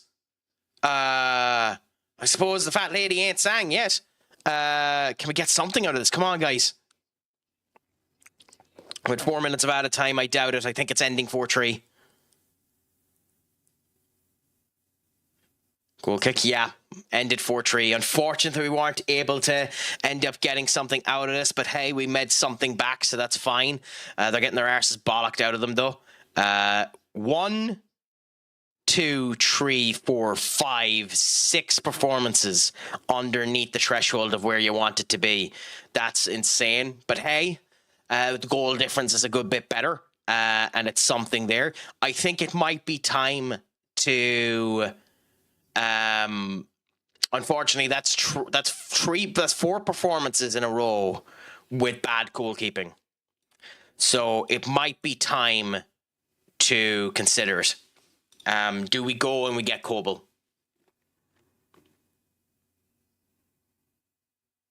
Well, he's injured at the moment, so maybe not. He's 29, but he is better than the option that we have there.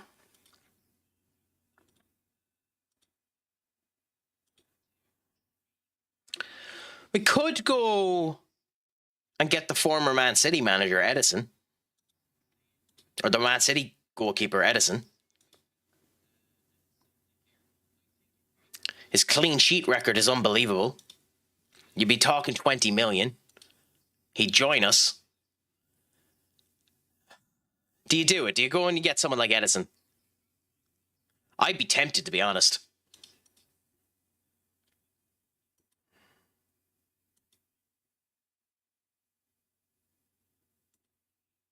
No, well, you're not getting that. There's not a chance in hell you're getting that.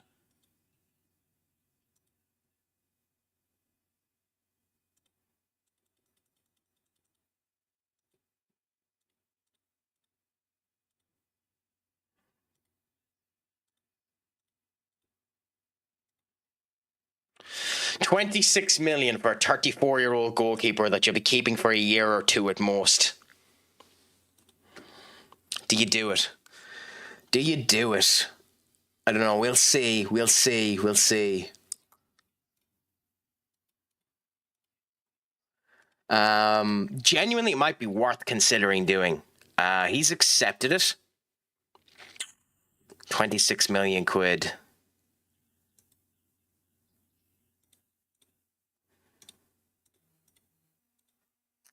$27,000 is way too, or 270,000 is way too much.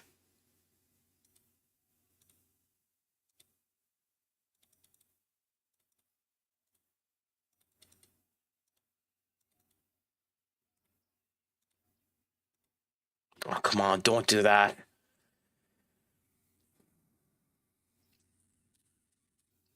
Do you get 3 years out of him?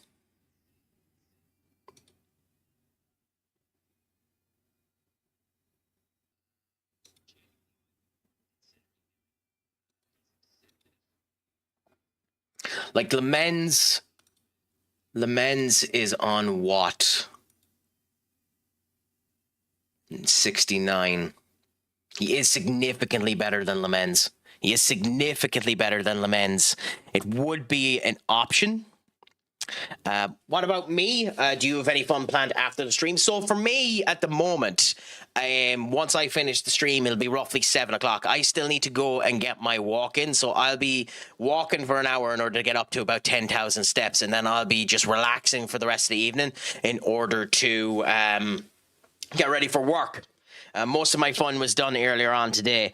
Went for a meal, just relaxed for a bit, and just became a dead piece of jelly in bed until about 2 o'clock. So I was up last night watching Saturday night's main event with WWE and a wee bit of the boxing. Matty was watching a bit of it with me, but I didn't stay for the main event, so I have to go back and watch the main event of the boxing as well. So that's a potential element for me to go to as well.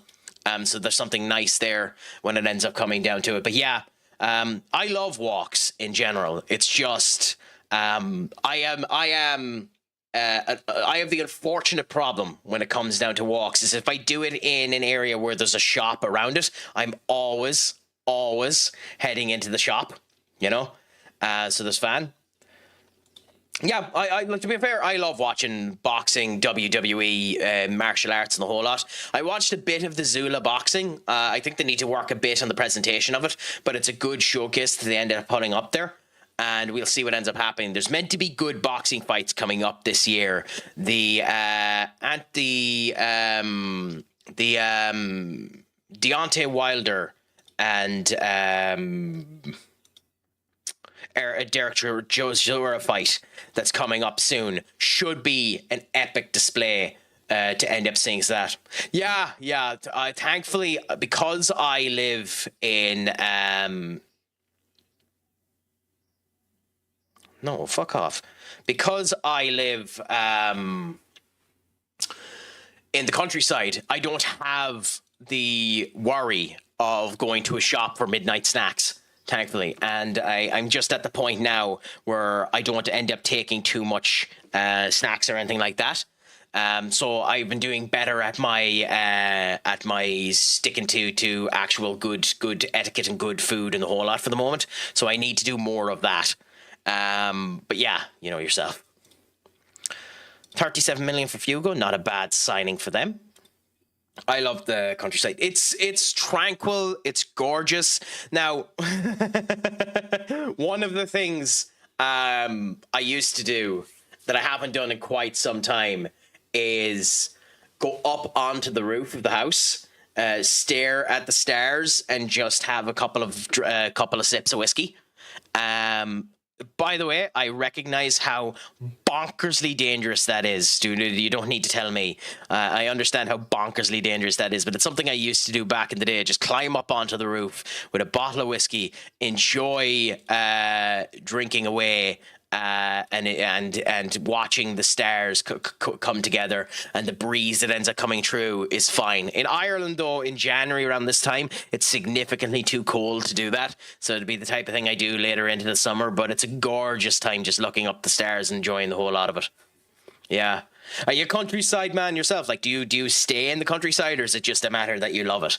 Like where I am, I'm lucky. I'm just 20 minute drive away from a fairly big town where I am. So we're lucky that way. Okay. So Champions League, we need to decide who we're putting into it. Nico Paz, Angelo Stellar, Ahmad, Bruno, Sesko, Brian, Ilya, Mount. Well, Mount might be removed. I don't live in the countryside, but I love the countryside. Yeah. It's one of those ones where you'd love to end up getting it in the future, if you can do, if it suits and it works. It's still 2-1, Senior Benny, indeed. They don't look like they're going to be able to get over that final hurdle and crash through us. So we'll see what ends up happening. We're standing particularly well at the moment. Did that go over? Oh, it's just have to go into 2-2. You bloody jinxed it, Benny. It's 2-2. Corner, set piece, Merchants. You bloody jinxed it, Benny.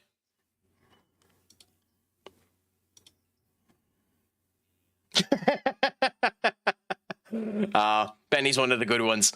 Genuinely a sound individual. But like, you jinxed it, you bastard.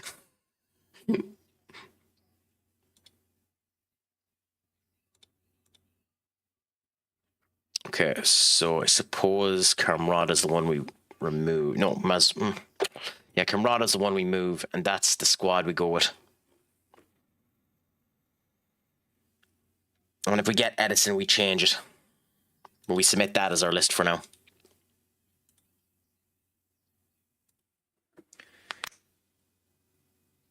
Oh, it did go over though. That's an unbelievably unlucky goal. No bother, my friend.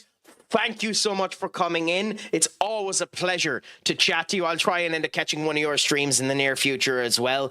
Make sure your crack is 90. Remember, I have been stupid, sexy crack, Schlongafol, and as always, pug my home, my friend. And may life end up treating you absolutely fabulously. Until next time, adios, amigos. But yeah, the sad thing is I don't think United are going to be able to score a third goal. We don't look. Oh yeah, I love that ending. We don't look like we're going to be able to get that third goal. Also, by the way, Benny, just for yourself, your club making big moves. West Ham buying big money moves. Being unlike them now, signing big players that need to develop. To be fair, but big players. Nuno Espirito Santo's still there for you. And we have to go up against Brighton. Unlike the last couple of times, we're actually going to go... Ooh! Okay, that's interesting. Mark Cucurella.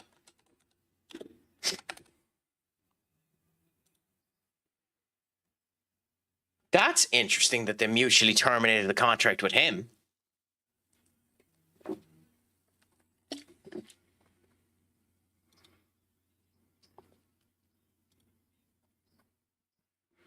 This would be a case of signing him literally just to sell him.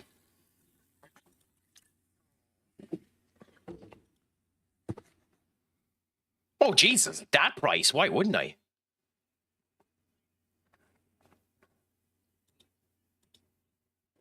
Oh, yes! Matthias Cunha with a fucking worldie.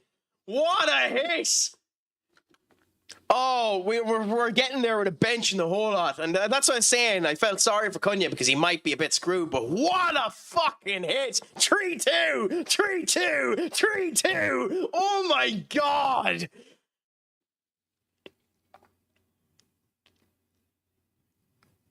Oh, beautiful.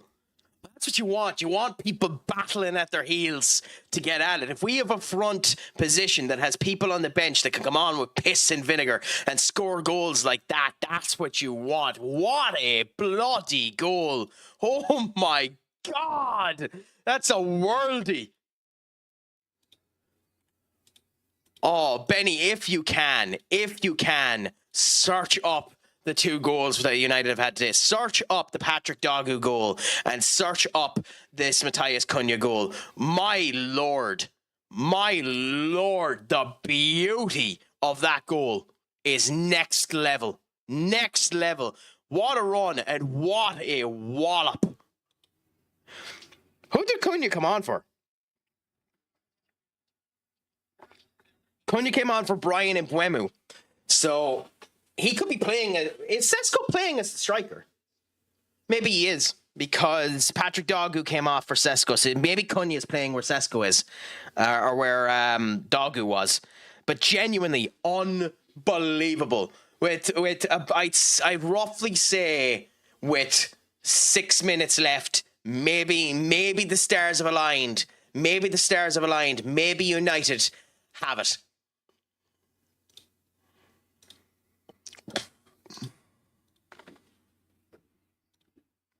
That's an unbelievable goal. Oh, that's shockingly good.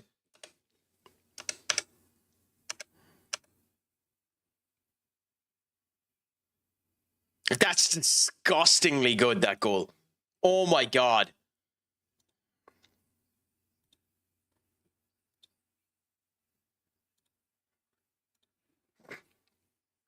Oh, Luke Broadhurst. No. Well, Ricardo Morta is unbelievable. If I could get him, I would. Cruz Allen. Okay, well, we're going to scout you and see if you're any good for the future. Murph, my friend, what is a crack-a-lackin'? Long time no see. How has life been treating you? To be fair, for when he ends up going back live again in the future, please give Murph a follow. He's currently taking a break from streaming due to his own personal life and the whole lot of work that ends up coming through there. But he still deserves to end up having the follows. A gent is scholar, unbelievable streamer, and his content on YouTube is good as well whenever he's at it. In case he ever ends up going back at it, even part-time or full-time, please, for the love of all that is holy, give Senior Murph a follow. A gent is scholar and a fantastic individual. What's a crack-a-lackin'? You come in good spirits for us as Manchester United are 3-2 up against Arsenal, which is nice considering I just faced Arsenal and lost 4-3. I'm 4 games into season 3, champions of Europe last season, finished 4th last season as well, but we're champions of Europe at the moment. We're 4 games in, 2 wins, 2 losses, a loss to Aston Villa and a loss to Arsenal are what have come through our wayside at the moment, and we'll see if we can get more out of ourselves or better as we continue on with this. But it's a pleasure to see you, my friend. What's a crack-a-lackin'? How is life treating you in these fine days? I hope it's all going good, as I am in good spirits, which is an unusual thing for me. And I'm also probably going to do something that is considered blasphemy in a second. If the deal ends up coming true, I'm going to do something that's considered genuine blasphemy, as I'm going to sign Ellison. Oh, I'm sorry to hear that. You should, like, Twitch are normally good about helping people go and fix that, my friend. So hopefully you're able to end up getting there. I didn't even realize that it wasn't your original account that you're talking off of. So hopefully you're able to get some support on that one and get things back up and running, because it's horrible that that's after happened to you.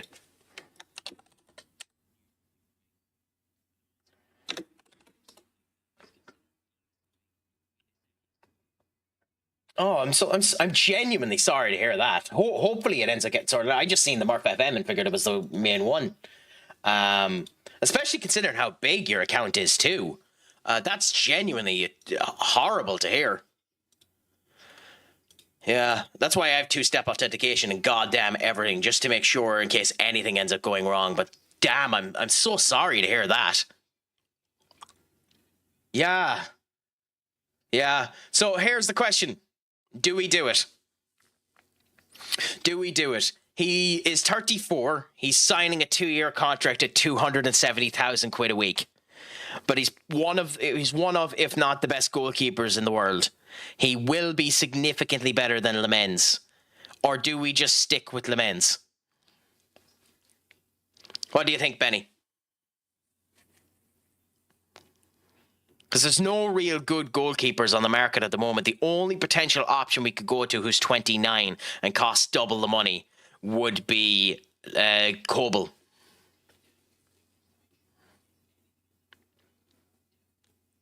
I think it's worth it. And then we just develop hardly on the background and see how things end up going. Because, like, do we sign him? So 26 million quid, 27 million quid, 34 years of age, the former Man City goalkeeper. He would be a significant improvement on Lemens, even though he's 34. And he'd be on 270k a week. I think it's worth it, but I'm not sure. What do you think?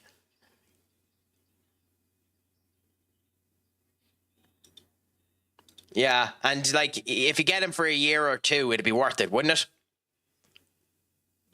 So like the deal that we have signed here is a 2-year contract with a 1-year extension if he plays 15 games. Although it is $270K a week. But I think it's worth it.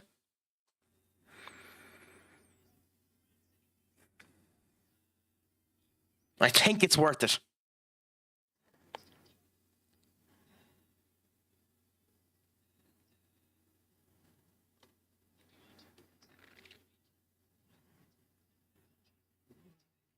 What do you think, Benny? Do we go for it?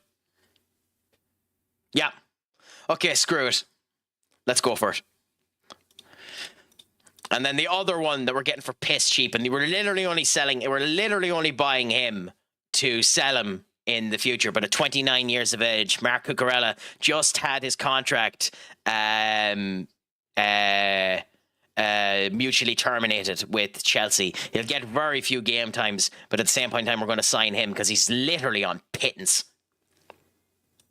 That's something I haven't done, Benny. So you might be able to help me now that I have you and you're listening for a minute. How do I set up the mentor group? Like, I'll wait until the signing actually comes true, but how do I set up the mentor group?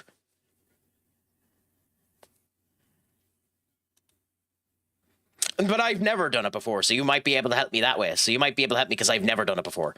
Like, how was it before? Was it just you go to Teams or that way, or? Noah Abdu. I'll look at him.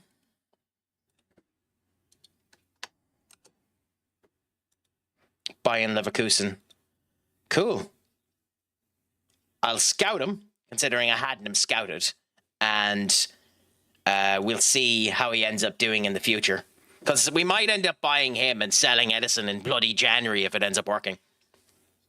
Okay, so squad, dynamics maybe, hierarchy, happiness, social groups. I would assume it's... No. Not there. Squad... Mentoring, there we go. Okay, so create a new mentor group and go for... Oh, okay, that's just for the name. Okay, then in that case...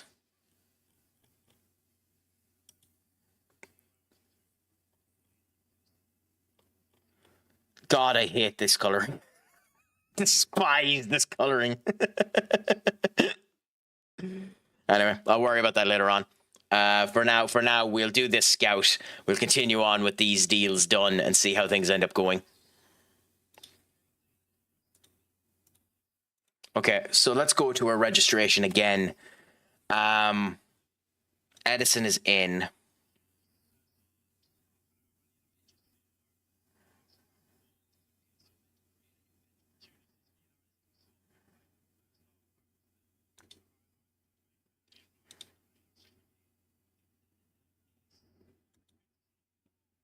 Okay, do that. And then we'll try and put, if we can, because we'll sell him in the future, because he's just not developing the way we want him to. We'll put Dennis out on loan, if we can get someone to loan him today.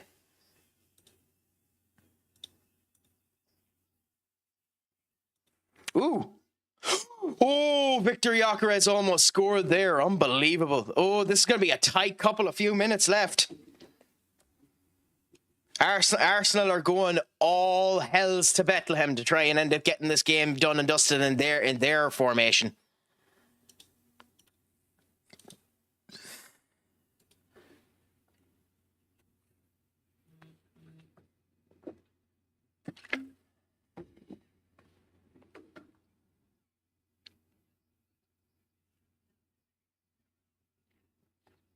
So Michael Carrick, throughout all of his period of time as the interim manager of United, has a draw versus Chelsea, a win versus Villarreal, 2 wins versus City, and a win versus Arsenal.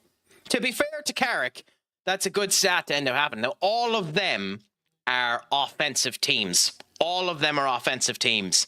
But we'll see what ends up happening. And by the way, Matty, if you're still here, I bloody called it. I said there was a chance this would end up happening.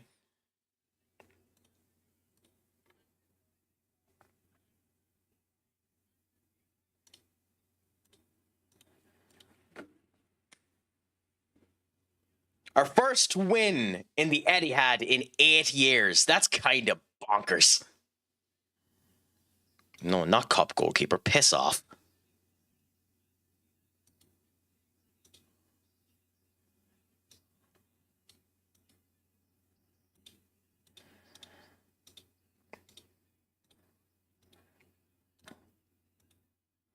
But yeah, beautiful for us. Another couple of points puts us up into fourth. Champions League might be a thing for us. Yeah, fourth place win versus Arsenal. I said I was cautiously optimistic about this particular game, Senior Kick, so I'm happy about it. I actually, do you want to know what's really funny about this? And we'll see how people end up reacting about it. I genuinely think there's quite a substantial chance that we end up losing to Fulham. I think there's a substantial chance we end up losing to Fulham, but at the same point in time, I'm ecstatic about this because it's beautiful. It's a nice result for us. It puts us in good contention at the moment. Everything is going well, and we'll see how things end up going. Fulham are a far more defensively orientated team. And there's nothing to do with us being united, Kick. Absolutely nothing to do with us being united. Today, we knew Arsenal, and I said this before we done the match, we knew Arsenal were going to attack us. So Arsenal were basically turning around doing, we were going to Arsenal doing this. Come on, fight us. We knew that was going to be the case, and we got Arsenal 3 times on the counter. Now, to be fair, those are worldly goals. Fucking worldly goals. That goal from Dogu, that goal from Matthias Cunha, they're worldies. You can't rely on them. At the same point in time, you got them, so Bob's the uncle, you have them. And the big difference this year as opposed to years before, and where Ruben Amorim was right, is we have so much offensive power, especially now that we can put some of it on the bench, that it'll help us. Mount can do, just to be fair, I don't want to give too much credit because that's a worldly goal, but Mount can do what Cunha done there. So we have another option alongside Cunha as well. He just can't stay as fit. So you have Mount, Cunha, Sesko as your bench options at the moment, with bloody Brian and Mbeumo, Patrick Dogu and Bruno and Ahmad working well there at the moment. So you have that potential for excellence to end up coming in. I mean, I don't know. Maybe I'm giving it to him. Maybe this is my United blinders coming on. I think it's a worldie. I think both of them are worldies. I'm not going to lie, Benny. Could be my United blinders. I think both of them are worldies. I'm not going to argue either way. They're still fantastic goals, and you can't complain, and not complaining a goddamn bit about them. But it's one of those situations that everyone ends up doing well. Yes, and it's even the best thing about the Brian and Mbeumo deal is the quickness we end up getting in order to get it as well. An immediate mistake by Martin Zubimendi is just capitalized in a moment's notice. And we go and we successfully end up putting the hurt to Arsenal, and we needed it. And it was the jolt we needed too, because we were lethargic. We were slightly dead on our feet before that ended up happening. So it was a beautiful execution that gave us the momentum that we needed to get into that. By the way, that's a bonkers signing. They actually signed him. Ooh, that's a big signing.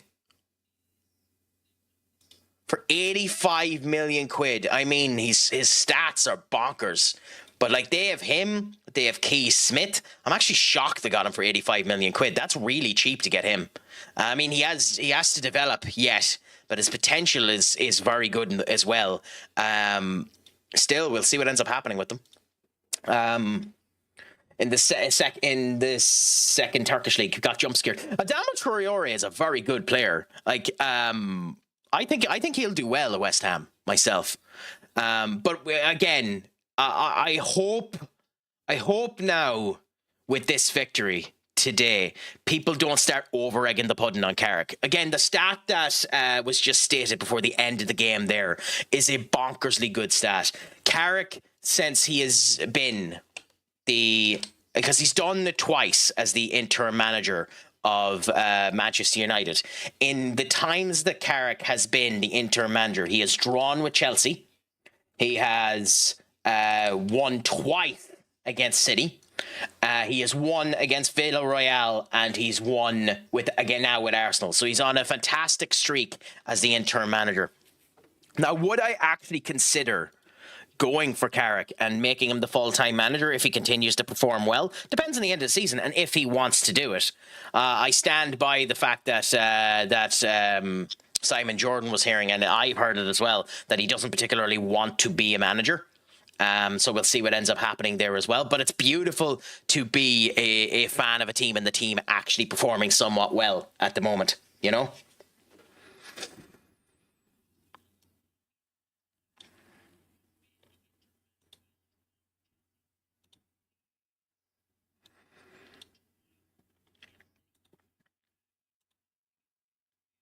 I don't see him staying as part of the backroom staff. Maybe he will. Maybe he will. But hold on, Benny. Hold on. Context is needed.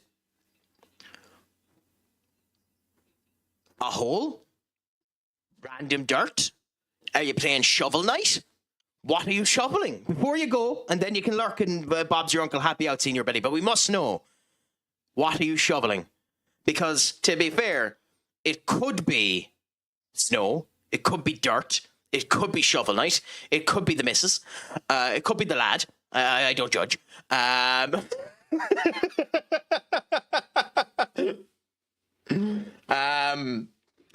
but that was last night, and this is tonight, Benny. Things change in 12 hours. We got 15 centimeters, getting 15 centimeters more. Hey, at least you're not that spot in Russia. Like that spot in Russia, that is next level. That is next level snow that they ended up getting. That's bonkers levels of snow. Well, why shovel when it's going to snow? God, you're a smart arse. God, you're a smart arse. Fun fact about that Russia stuff, like 70% of it is AI generated. It wouldn't shock me if that is the case, to be honest with you, Kick. But it also wouldn't shock me if most of it is true, which I know makes goddamn no sense, but it's one of those cases where that's the type of thing it wouldn't shock me if it actually ended up happening. By the way, I said I wasn't going to go weak against bloody Brighton, and I'm still going to go weak because I'm a tit. Well, weaker. I'm not going weak.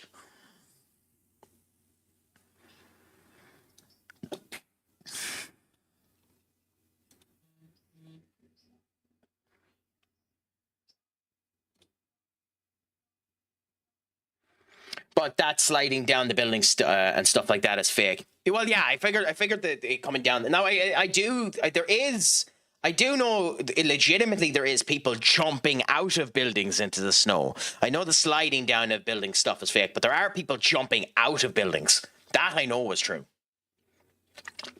By the way, Kicker, might as well do it now, name and shame you. Are you up to much on Wednesday?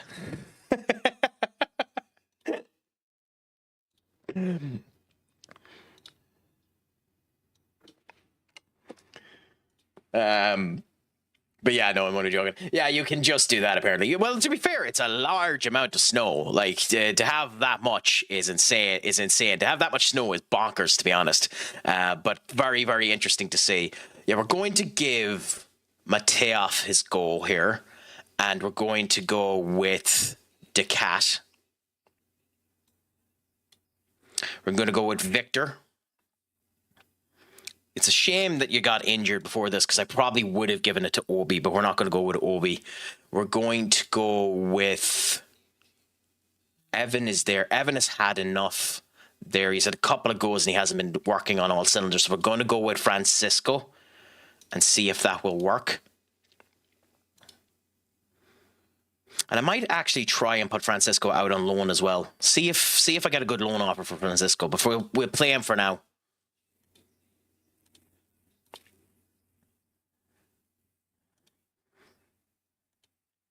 And then I am going to stick with Nico Paz in the middle, because we need Nico Paz to start playing. He's just not playing right yet.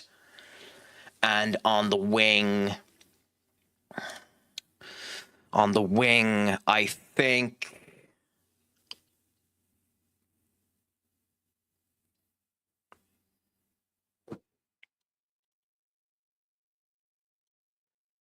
I think instead of Ahmad, we're going to give it to Julian and give Julian a go there and see if that ends up working. Another man that, if I can, I want to put out on loan again. He's 21. He's developing, but not enough.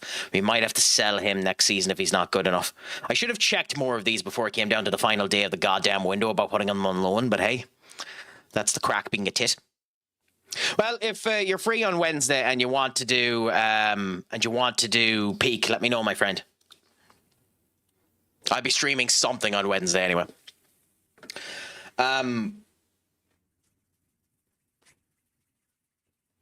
But yeah.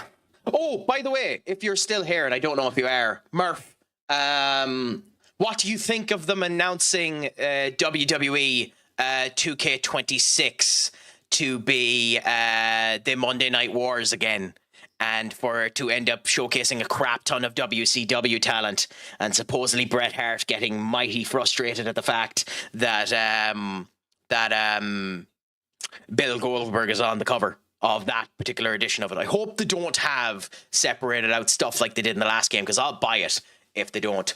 If Arsenal don't win the league this year, it'll be a generational laughingstock. The whole league not playing like they normally do. This is Arsenal's season to do it.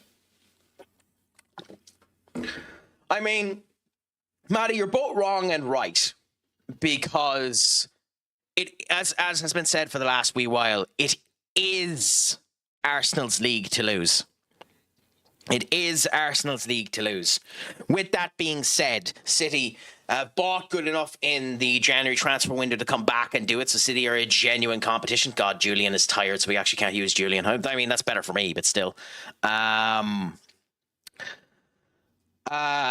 Get your words, Craic.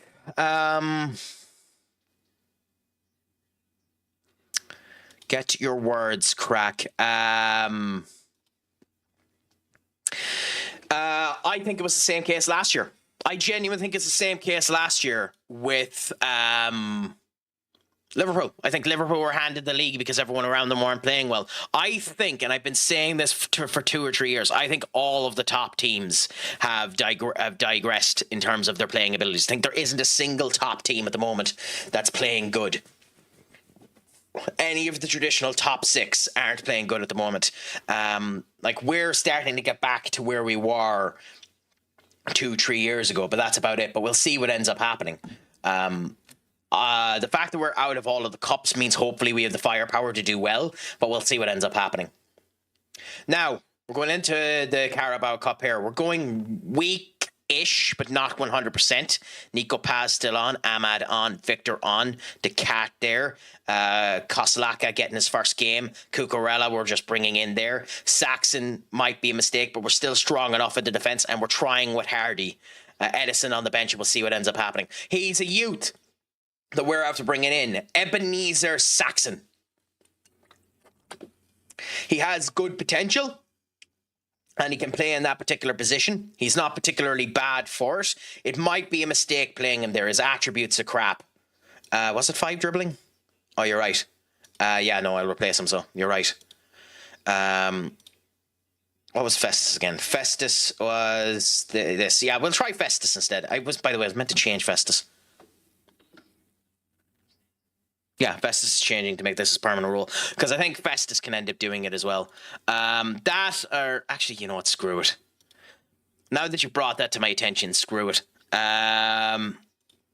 Mazraoui is dead. Then in that case, we'll go with Alex Jimenez instead. Screw it. We'll go with Alex Jimenez instead.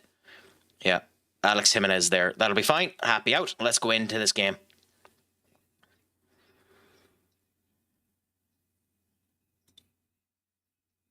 See, yeah, no, we'll go with Alex Jimenez instead, and we'll be grand with this, and we'll go with this team, because I don't want to be too risky about it, because we've been kicked out in the first round of the Carabao Cup and the FA Cup both last season, and I don't want to be too risky. I'm already going risky enough with Hardy being an option there at the moment, so we'll see what ends up happening. So we should hopefully be grand. And we'll see how things end up going. So, wish us a bit of luck going into this game. A couple of first starts for us here. We're going to give Edison 99 if we have it, just to be a smart arse. Yes, we made the decision. 27 million quid. He's still one of the best goalkeepers in the world. And to be fair, Lemens has just been having some shocking displays in the last wee while. I wasn't going to. I was going to stick with Lemens or go and get the 29-year-old from Borussia Dortmund, whose name's just over my head there at the moment. But, they've gone not weak, but they've gone weaker. Mineta there. Oliver Barstiani. They've gone weaker. Kobel, that's his name. Kobel. Bought Chevalier, my personal save for like 65 million euros after a season. Oh yeah, like if you could get Chevalier is definitely worth it. But Chevalier in this save at the moment is about 115. I didn't even think of Ter Stegen, Maddie. I didn't even think of Ter Stegen. Oh, that's stupid by me. I should have looked at Ter Stegen. I know he's gone for loan from Barcelona too, IRL. Ter Stegen, he's gone. Like he's finally gone from Barcelona. I mean, John Victor's been doing a good job for them, but I'm actually surprised they even bothered to put Ter Stegen out on loan and didn't just introduce him again.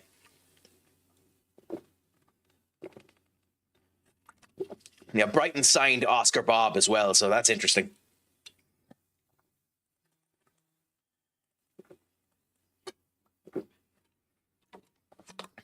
Yeah, but like Chevalier is in FM one of the best goalkeepers in the world. Although, funnily enough, one of the reasons why I kind of want to avoid Chevalier is because of what happened in Real Madrid, where I joined Real Madrid from Liverpool.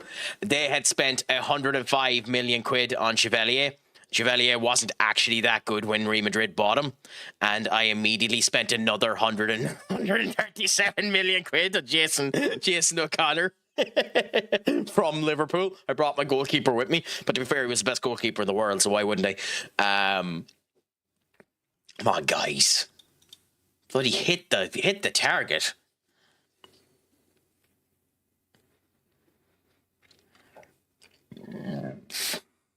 I do like that they changed the background a bit when playing stuff like the Carabao Cup, but I do think it'd be even better if they changed the colour of these elements.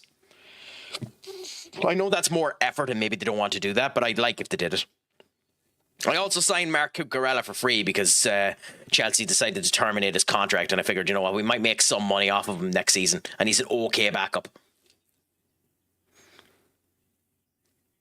Ooh, Ahmad Diallo, you beautiful bastard!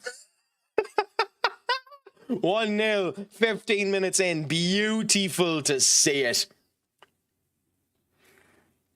Yeah, like Cucurella, his stats are still fairly good, even if his current ability in the whole lot is down there. He's still fairly good in the position that he ends up doing. So he's an okay option. Now, Mazraoui was that option for us. But again, if we keep him for a year and sell him, it's fine. It's just a matter if he whinges about me trying to sell him in a year's time. And he's on bloody 20k a week. So he's on pittance as the emergency backup.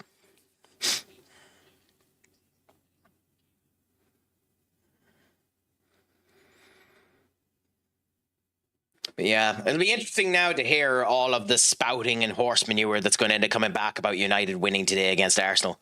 I look forward to hearing what the hell Mark Goldberg ends up saying in his review, because I always listen to it just to end up seeing what goes. I hate having to force myself to watch a side for corners every week.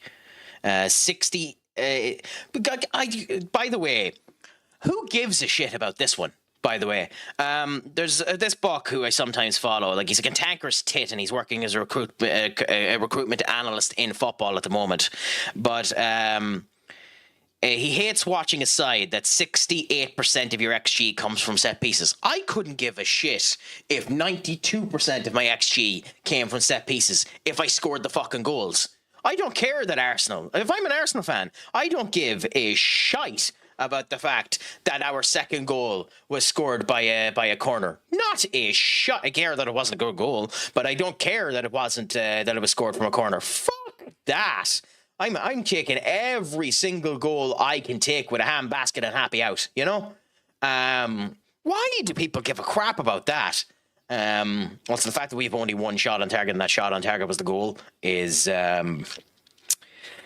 something. Nico Paz again performing bad. You're turning out to be such a waste of 100 million. Jesus Christ, man. That's just my viewpoint. Maybe I'm wrong. Maybe you should care more about how you play. But to me, it just seems like the biggest whinge in the fucking world. I don't care that Arsenal are set-piece merchants. If you win the league being a set-piece merchant, who cares? You won the fucking league. I like Goldbridge when this first started. Now I feel like it's so negative. Look, at the end of the day,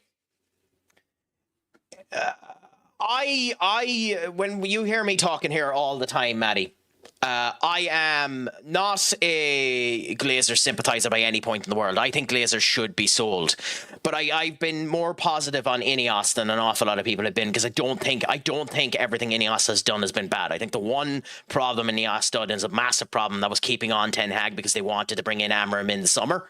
I think that was a mistake. And I think the way they've treated Amarim was a mistake as well. But other than Amarim, I actually like everything Ineos has done. I don't like that they've sacked all of the bloody, average Joe workers that are there, but the club needed to be streamed down, so that's fine. I don't like that ticket prices are going to balloon, but I like the recruitment. I like the changes that we've been doing to the training staff. I like Carrington. So I'm more positive when it comes down to that. But there is an awful lot of negativity.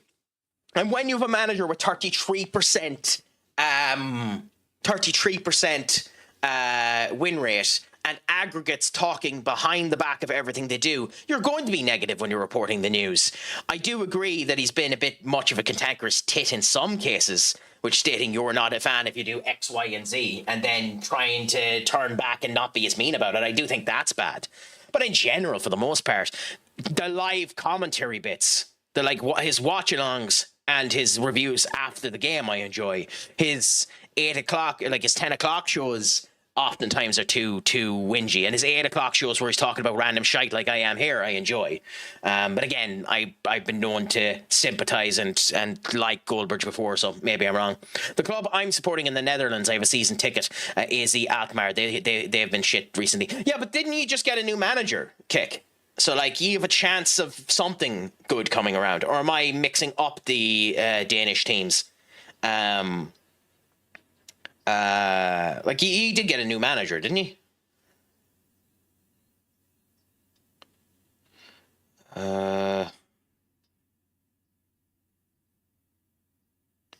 Okay, then do that. Then let's check it. Table AZ Alkmaar are where? AZ are your 5th. You've been performing okay the last wee while, and you've Leroy Entrick. Is he new or no? The interim is the under 20. Well, yeah, but that's what I mean. You're about to get a new manager. Yeah, I didn't know that that things are gonna, especially in big games, small details like how goals are scored mean sweet FA as long as you win. Yeah, that's my viewpoint. Yeah, that's my viewpoint, Doc. But to the point that the audience is whistling the players and part of the fandom is absolutely horrible. Yeah, but United have always had that. Unfortunately, where the players end up getting hounded too much. Now, we have been I think in the last wee while, the fan base has turned toxic too quickly on youth. Lenny Yoro's getting the hit of it now at the moment, where he's not performing at the levels that he was at last year. And Patrick Dogu, when he first came in, people were saying to sell him straight away. I never thought that was fair. I thought Patrick Dogu should always have been given time, and he's turning out to become an actual player. It's just a matter of moving him to a different position, making him more attacking than defensive. So we'll see what ends up happening. But yeah, hey, if you get a new manager in the summer and it ends up working for you, maybe it's something. And with the rumors that a Bundesliga-like deal is happening for you, where people will start streaming the Eredivisie, maybe it'll end up helping you, because the Eredivisie is getting more publicity about it. It doesn't help that that one of the managers, like Ten Hag, is being thrown on his fucking gills. God, I love this player! Oh my God, I love this player! Fuck, I love this player. Oh, he keeps doing it. Anyway, I found my Frederico Trincao in this team, the cat. The cat is my Federico Trincao. But yeah, we'll see what ends up happening with G. And if that deal ends up coming more money, we'll go into the Eredivisie as well. I think if Arne Slot gets sacked, it'll be a big problem for the Eredivisie, because I think an awful lot of people will end up feeling about the Eredivisie the same way as the Portuguese league has started to be turned, which is unfortunate, because I don't think the Portuguese league deserves to have the negativity that's being thrown upon it at the moment. Doggo is still young. He's fucking 20. Young is an understatement. Some United fans is just so reactionary, need to chill out. Yeah, like it's the same thing. Like Ahmad, like one of the people that you could give criticism to when he was lukewarm at the start of the season was Amad Diallo, and the reason why you could give Amad Diallo a bit of a bollocking or a bit of a hard to is he's been at United 5 years. I know you wouldn't think it. He's been at United 5 years and he's 24. Well, 23. He's 23. 23 is still bonkersly young, but by that point in time, you should have gotten used to the pressure of United. But I think United do it too quickly with everyone. We've done it too quick with Anthony. You're starting to see a bit of it on De Ligt. Martinez will probably get a bit of a bollocking for the own goal. We won, so hopefully not. But it's that type of shite that we're just a wee bit too harsh on our players every now and again. Okay, so let's make some changes. Victor Rook, again, another mediocre performance by you. Alex Jimenez played well, so we'll give sacks in the rest of the game. Camara has been okay, but not good enough, so we'll give Rasmus Højlund the rest of the game. Festus.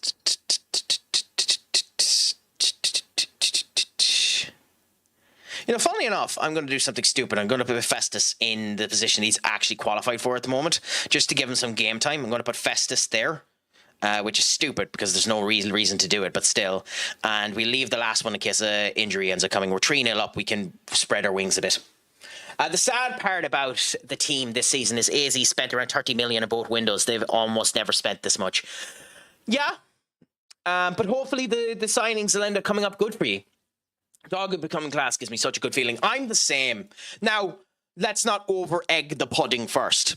Let's not over-egg the pudding. He's played 2 good games. He's been good at left back when he was doing the wing back positions there. He's been good there. For Doggo to succeed as a winger, there's a secret truth that nobody is willing to mention. And thankfully, it's been working at the moment.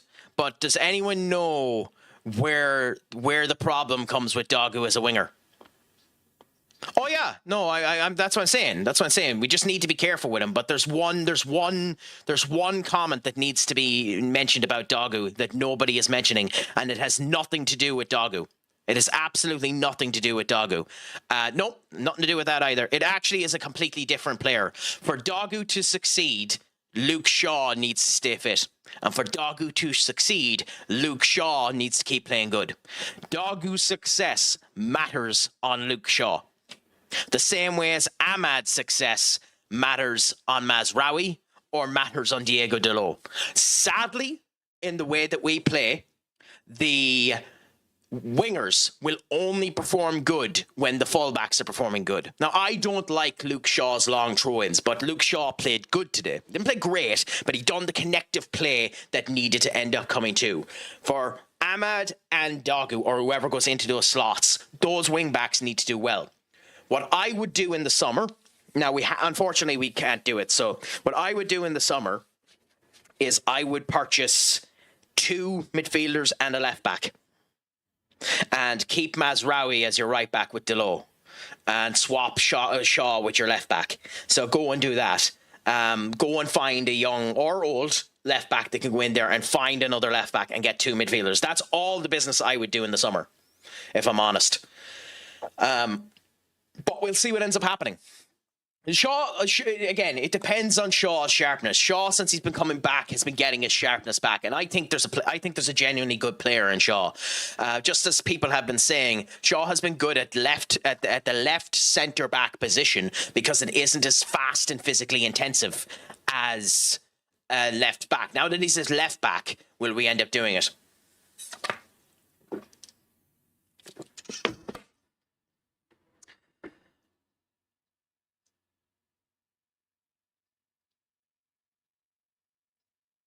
I mean, here's the thing with Diego Delo. He's 26.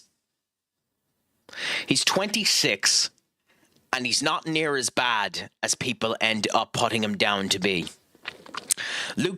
Keep in mind, for a period of time there, Luke Shaw was expected to be fantastically well because of his offensive capabilities. Luke Shaw was playing as a wing back, not as a winger. Diego Delo as a wing, as a fullback is significantly better as a wing back. He doesn't need to do as much forward momentum shit as like what he was being compared to, which is Trent Alexander-Arnold. And under a back four, Diego Delo is far better there. So to me, honestly, not this year, Kick. I would take it next year. And he's 27, so you could still get it. But here's the thing about it, and Benny's going to hate me for this. Thank God he's lurking. If it was me, the immediate thing I would do is I would go to West Ham and throw the kit and caboodle at Matthias Fernandes. Is that his name? Is that his name?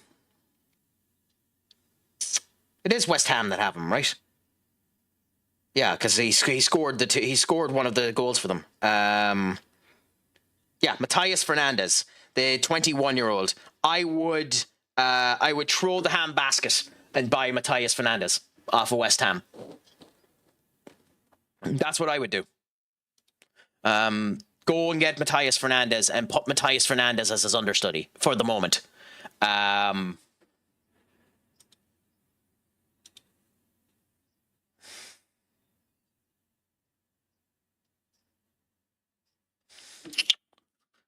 Are you worth it?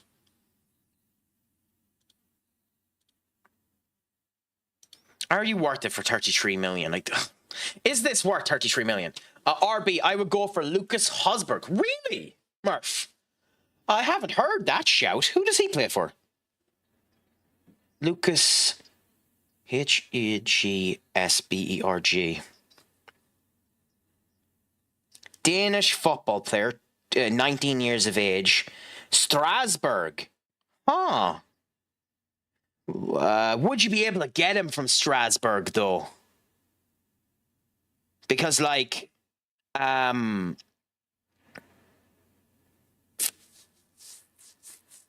would you be able to get him from Strasbourg, considering Strasbourg is... Oh, you're on about in this game. Oh, no, fine, that makes sense. I was on about IRL, but no, I'll have a look at him. Lucas Haggsberg at Strasbourg. Actually, yeah. I do need someone for this side as well, although he's 21 at this point. Mazraoui there. Really?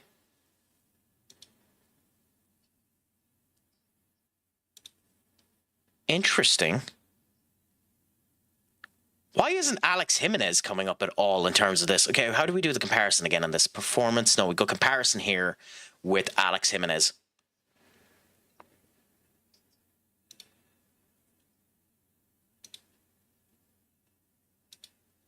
Yeah, Alex Jimenez is just... this is something I hate too, the way that they do this. So the blue is Alex Jimenez, and the green is him. God, he's much better than Alex Jimenez. Holy shit.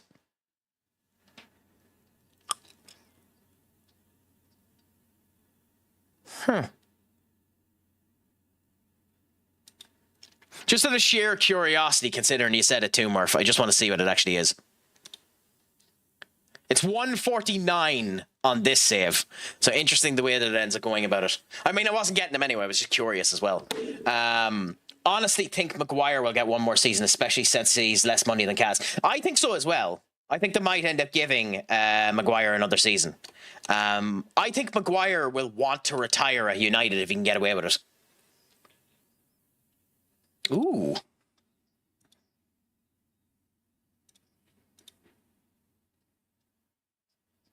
Yeah, Dijkstra, well, he's not one we'll be getting this time anyway, but we'll see. IRL, but in-game, he's always good. He's not good here. He's not good here, unfortunately. He hasn't developed well enough. We'll keep with Alex Jimenez, but that's interesting. As for Honest, the only reason I was thinking about Honest because he's 19 and he could develop. Just with these stats, I don't like signing anyone under 19 that has termination under 15. I'm just thinking about it, so I'm actually not going to do the Honest deal. So yeah, I'm actually not going to do it. But hey, yes, fantastic, Katie, absolutely fantastic. Yes, I have Saba. Saba is currently with us. He should have been playing a couple of these games. He's still in the under 21s at the minute, and he has a bit of a knock. Saba has been developing fantastic for us at the moment, thankfully. So we'll end up going that way. So that'll be good. Yeah, I don't know. I've had a save. Actually, I had a save I done with Murph, where I ended up taking Honest, and I ended up bringing him to Brighton. No, it was Brentford. I ended up bringing him to Brentford, and he turned okay for Brentford. Now, we ended up selling him bought him for something like 13 million. We sold him for something like 50. So it was sound. But, like, it's just always a bit iffy as to whether or not you're going to do it. Do we put Saxon out? Yeah, it's probably better for him to get the game time, even at 17. Go on. Also, Murph, I think you might have missed my question earlier on. What do you think about the news for WWE 2K26? Do you think it's good that they're going with the? Do you think it's good that they're going with the Monday Night Wars again? It means Brian Pillman Jr. has finally actually managed to get Brian Pillman Sr. into a game with him. Might I get a small look at Wouter Goes, my favorite AZ player? Probably hasn't developed much, but was quite decent. Okay, let's have a look. Oh, he's gone to Los Angeles FC, so he's in the MLS. One more thing. He actually looks like he has semi-decent stats. We'll do a scout on him, and we'll come back to this later on, Kicker.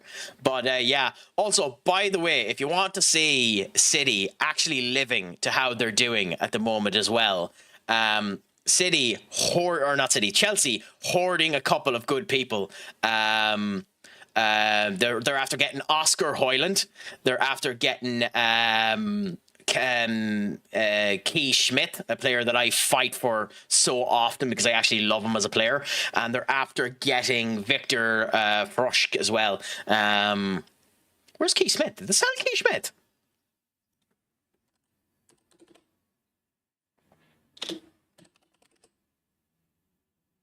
Where's Craic? It's a Key. Maybe it's Key.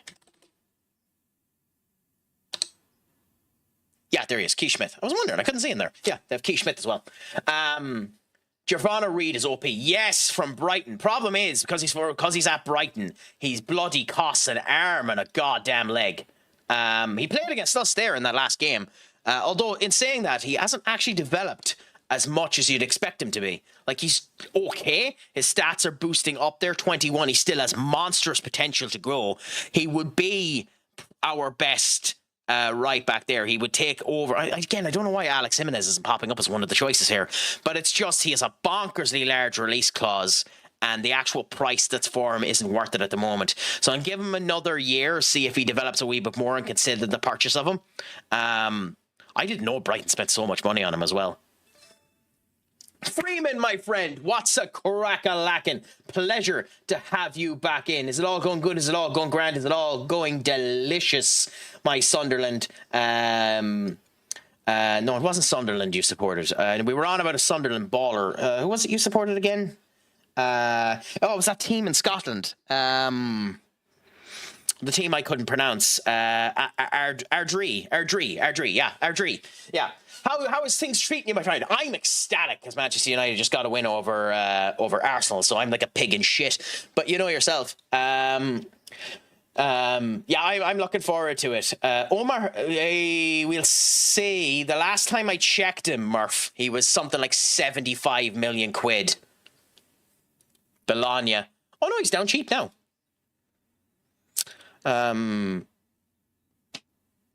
Again, we don't actually have that many spots left. We'd have to get rid of someone.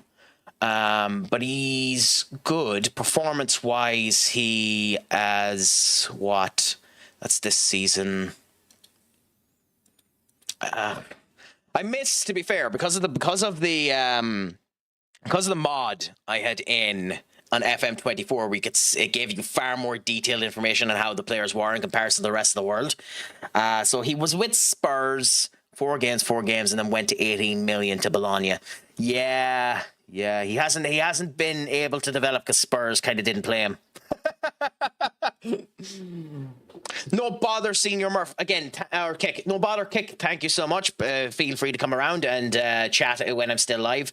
I'll be finishing up within the next 40 minutes anyway. 1 or 2 more games maybe, and we'll see how things end up going, because I still need to get my walk in, and it's dark now, and we'll see how things end up going.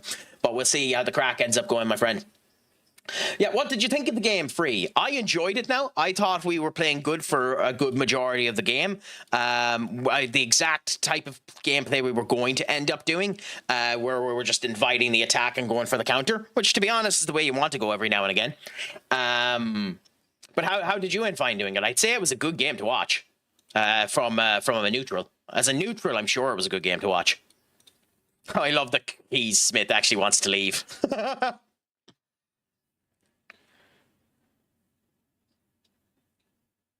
Ooh, okay. Paul Wayner. I used to get Paul Wayner all the time in my saves. And even at 21, he still has some good stats coming in there.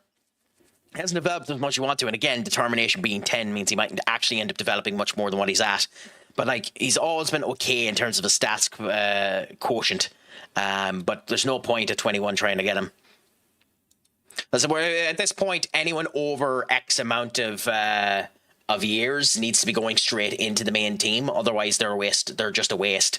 So we'll see what ends up happening. And Julian's probably getting sold next season too, if he doesn't have a monstrous jump at Vigo this season. Thaw, too, signing with Spurs is actually interesting. They still have Mickey van de Ven and the whole lot. The biggest transfer that has happened in this season, other than me buying Nico Paz, by the way, but the biggest transfer that has happened this season is actually this. And I'll just go to them and tell me if you can notice the transfer.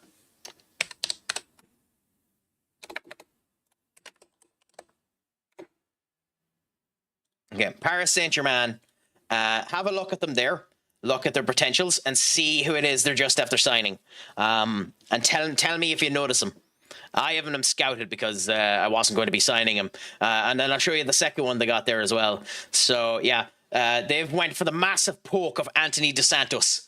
Anthony Dos Santos has gone to Real Madrid. It's actually not bad stat-wise in the whole lot.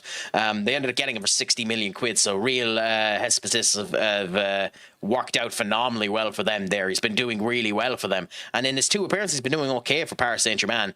But their big signing is Vinicius Jr.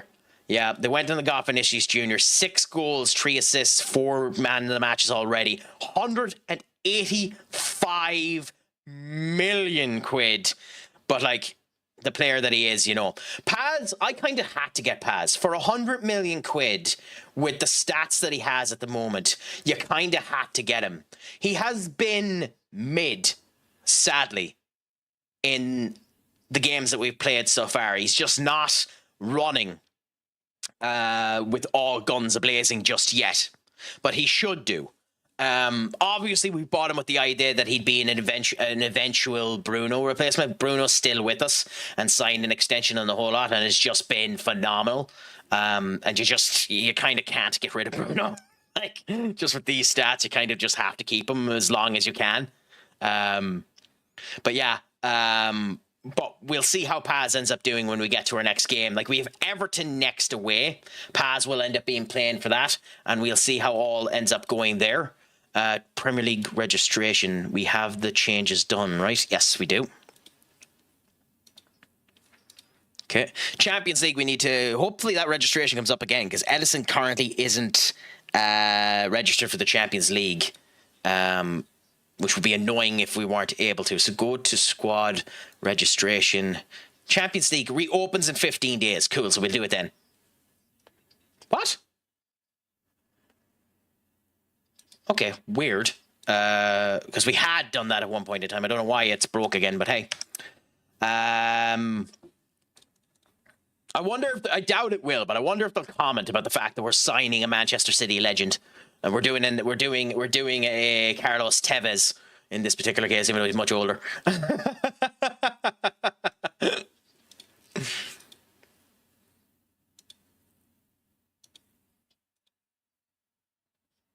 Is there a risk in making Manchester United Edison's sixth club that they're taking on a player on the downside of his career? Not a chance.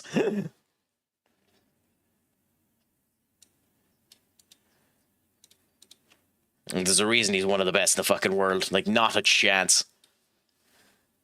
I love Castella Lugeba. Like, Castella Lugeba has always been fantastic. The biggest problem with Castella Lugeba is, again, you're talking 100 million quid. Now, he's developing in order to get him. And with the way my defenders are at the moment, he'd be an incredible addition to end up going in. Like, he'd be better than Ilya, he'd be better than Euro, he'd be better than De Ligt. If I sign him, you'd have to get De Ligt sold, and you'd probably be spending the 109 million on him. Like, as you know yourself, Murph, I ended up signing Castello in the Brentford save. He was one of the people I ended up signing in that, not Brentford, yeah, in the Brentford save. He's one of the people I ended up signing there, so I know well how good he is. But we just have to,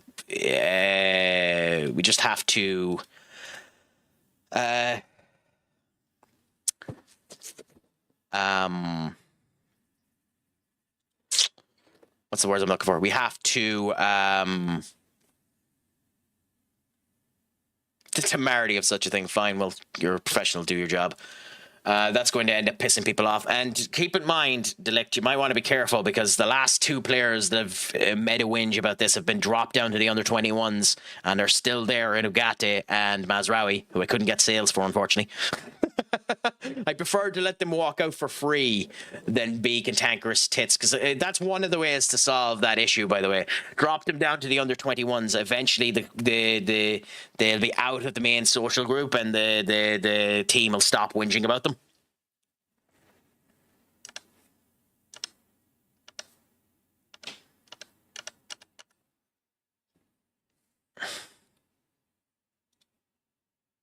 Well, yeah, but there's no one in it. Okay, so mentor group we have now. I still don't know how mentor groups work, if I'm honest. So this has Festus in it, with Matthias de Ligt, the cat. So there's only 3 people in it who select 3 players you would like to work at a mentor group together. Festus, the cat, and de Ligt. Okay, I suppose that's good. Yes, so I have him at the moment. He's out on loan. So show my unavailables. I have him at the moment. I signed him last season. It's not showing me my loans. Course game. Oh no. Oh yeah. There we go. On loan. So we come down and we find, I have a lot of people on loan. So we have him here. So we signed him, and he's been developing okay. He needs to develop more before he's able to get into the actual team. But he does look good, to be fair, and hopefully this year we'll end up giving him the proper potential to end up coming back into the team, because I want him to do well. He's played well in the particular ways that ended up coming in. Yes, I got him for 35. So that wasn't too bad when I got him. He's been on 2 loans since then. He done well at Sheffield, and we'll see how he does at Burnley. So hopefully he's able to do well. And then there's a couple of other people I ended up getting. I've Kenneth Elkworm, who we ended up getting for 30 million quid. So, or 25 million quid. So that was worth it, I think. We have Christopher Copps, who we got for 10 million quid and is doing okay. He's developing fairly well. We have Ricardo Matthias, who unfortunately hasn't developed well, so we'll have to sell him next season. Then we ended up getting... That was pretty much it, yeah. Dennis, obviously, who we just sent out on loan. And unfortunately, Adrian Heaven hasn't been progressing as much. I need to figure out why this keeps happening, where stats just go off a fucking cliff. Because I've been fixing my staffing in order to have better staff in. So like I have my staff full to the brim at the moment. So maybe that's what's causing them to go down. It's just happening at the whole lot of them. So I'm still trying to get 2 more coaches in, but like you can see here, I have the staff and the whole lot there. John Martin, interesting. I don't know if I have. Real Saspatan, 50 million quid, 21 years of age. He's okay there. Potential-wise, he's up at max potential. It's a release clause of 50 million quid, so you'd have to spend it, annoyingly. He's down there alongside with Willie Kwambwala and Aiden Heaven, so he could be an option. But considering I can't give him the game time, probably not for me. Have you been playing much of it offline, Murph? Because it's in much better condition than it was during the beta, which is good. Oh yeah, Ruben Amorim is the Everton manager. I forgot about that. He's his own person, has his own methods. Yep. Identified as the most dangerous player. He's a magnificent player. Side knowing so much can consider favourites. No comment. It's a bit of a stupid question. You've opted to field Ahmad midweek. Are the concerns they won't be not willing to discuss that? Continues to do well. Yes, Amas is doing well. Maybe. Do you have a chance of his poor form? He knows he's doing well. Recent arrivals has a positive impact on squad morale. He seems to be happier since he signed. Maybe, but we'll see. He needs to perform better. We're going to continue to keep playing him, and hopefully he'll bounce his head into a wall until he actually starts performing. But we'll see.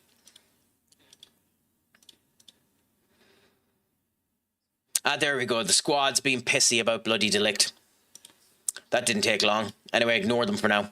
Mount, again, not performing good. Like, it's funny that, too. You whinge about game time, and then immediately, you perform bad in training. Like, as if that is a recipe for success, to whinge about game time and then not perform in training. It's also really funny that all of these tits have complained about a lack of game time after they were starting in a goddamn game. Like, yeah, been making set pieces and new formations, fixed all my trainings. Happy out to that. I've been attempting, maybe they've changed it. I still have my old school,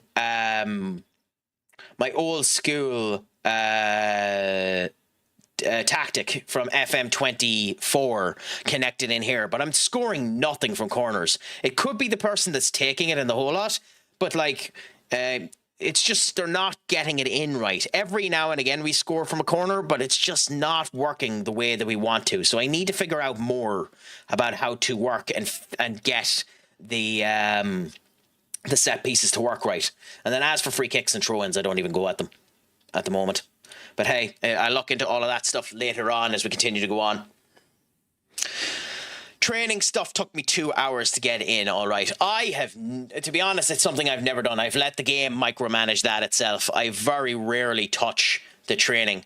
But, I mean, the main thing I end up doing is just any youths that I want to actually develop and want to keep an eye on, I throw them into the main squad so that I can look after them and make sure they're actually doing heavy duty trainings when required. But like in good, we're typically fit in the whole lot and we're doing fairly well.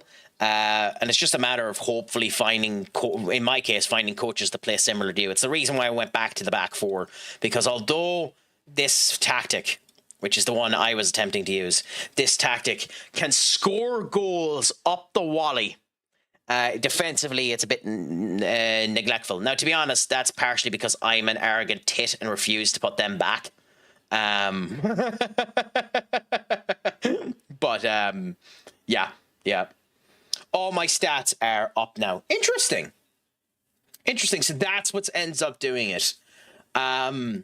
There's a video for you if you ever wanted to make it, Murph, because I would watch that video with my heart's content, because the training has always confused me, and staffing in this game has made me so angry at touching anything to do with the staff that it almost makes me not want to touch the goddamn thing. Because like this screen here, to be fair, is fine, but like it's not well orientated, in my opinion, at all, and makes it incredibly annoying to end up viewing. The color-wise, it's fine and all that, but like whoever came up with this, whoever came up with this particular page here deserves to get shot. Just this. The fact that you have to come back out of it to go down to your under 18s is...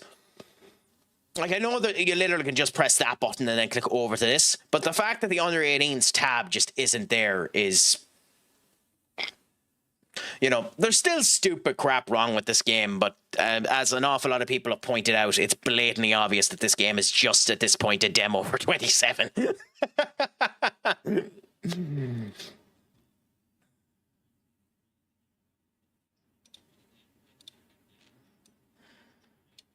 Okay, so let's set ourselves up for this game. Well, Camarada isn't playing anyway. Evan Ferguson hasn't been performing good enough, so we're actually going to drop Evan Ferguson for Benjamin Sheshko and see how Sesko does there instead.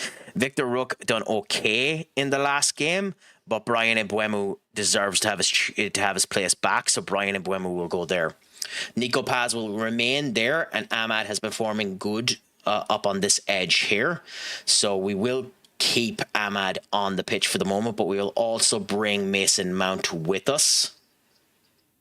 Mount. Cool. And we'll have Mount on the bench. Rashford is whinging at 2 about not getting any games, but Mbeumo will have his game here and we'll give Rashford a go later on. De Ligt will end up starting there, but instead of Willy Kwamboala, we'll go with Ilya Zambrani, and we'll go Ilya Zambrani and Matthias De Ligt, Alex Jimenez, and we'll go with Patrick Dogu. Yoro, Willy Kwamboala, Mount, Hoyland, Menu, Victor, Bruno, and Evan. Good. Except you will be replaced with Angelo. Stellar. Bruno should start, especially with the way that he's been performing.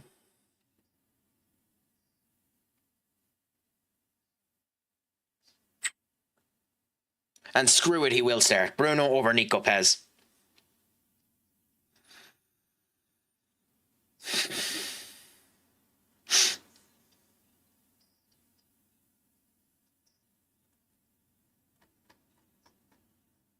One, two, three, 4, 5, 6, 7, 8, 9. Cool. Okay. I think this is the squad we go with now, and we see how we end up doing in this.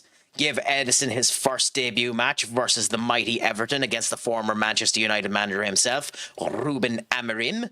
And we'll see how we end up doing. Can we end up getting our 3rd win of the Premier League campaign? And when I say can, we must get our 3rd win of our Premier League campaign. Oh, they have Merlin Rowe. Interesting. 25-year-old can play pretty much everywhere on the pitch. It's fascinating to see someone who can play almost every position on the pitch, to be honest. But Pickford back in, Mateo Kovacic, which is a brilliant signing for them as well. And Barry as their main striker. Oh, they've gotten Bernetta out of Brighton and still have Garner there with Brantwaite. I will say, IRL, it's funny how much the rep of Jarrett Brantwaite has died in the last year and a half. That man was being shipped out to every single top club in England, and there's not a bloody word about him since. I mean, maybe that's what you get for sticking to your guns and wanting more money in all of the conversation points that you end up doing. But I think he's lost his chance on getting to a big club now, unless he moves abroad. But we'll see what ends up happening. Oh, okay. They're gone for this defensive position. Normally we change to I didn't even notice they had that. Normally one of our best options is changing to the back 3 whenever we see this formation. But we might be able to break it down without the back 3 as well. So we'll see how things end up going.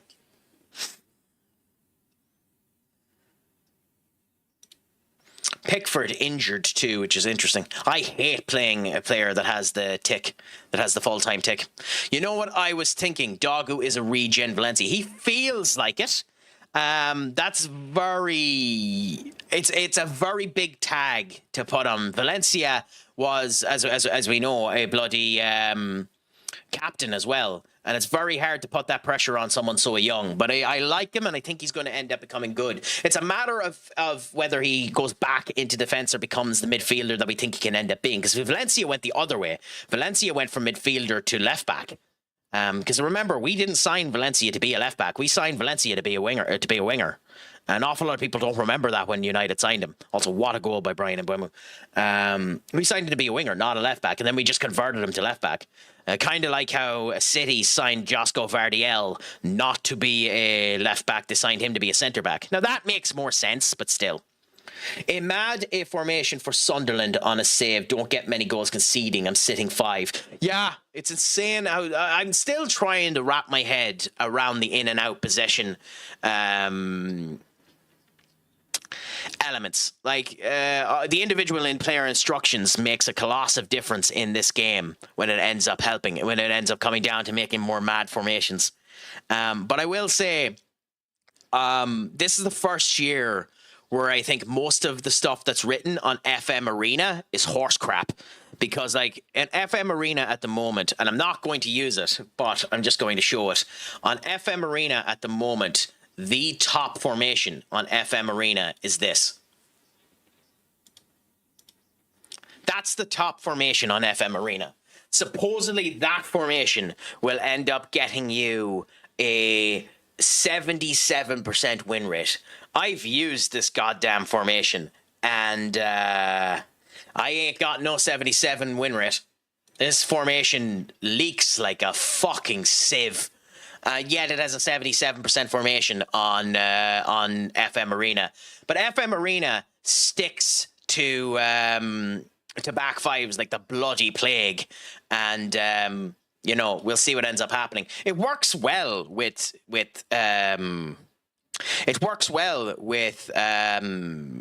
cheap teams.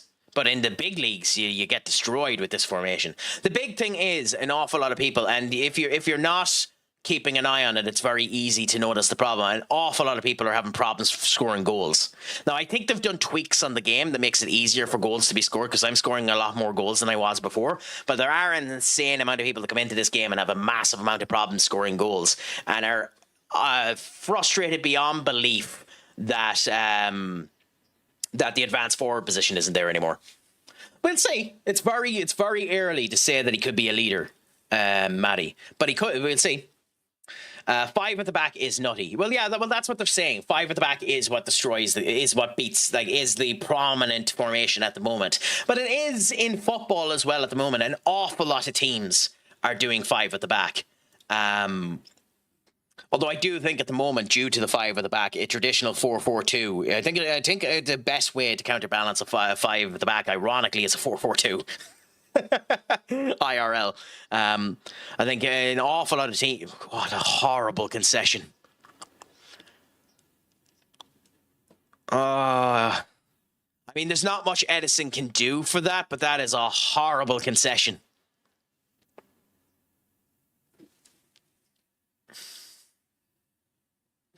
But yeah.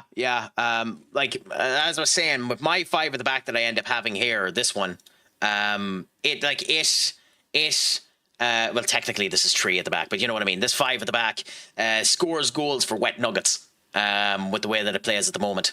But it also leaks like a sieve when it wants to.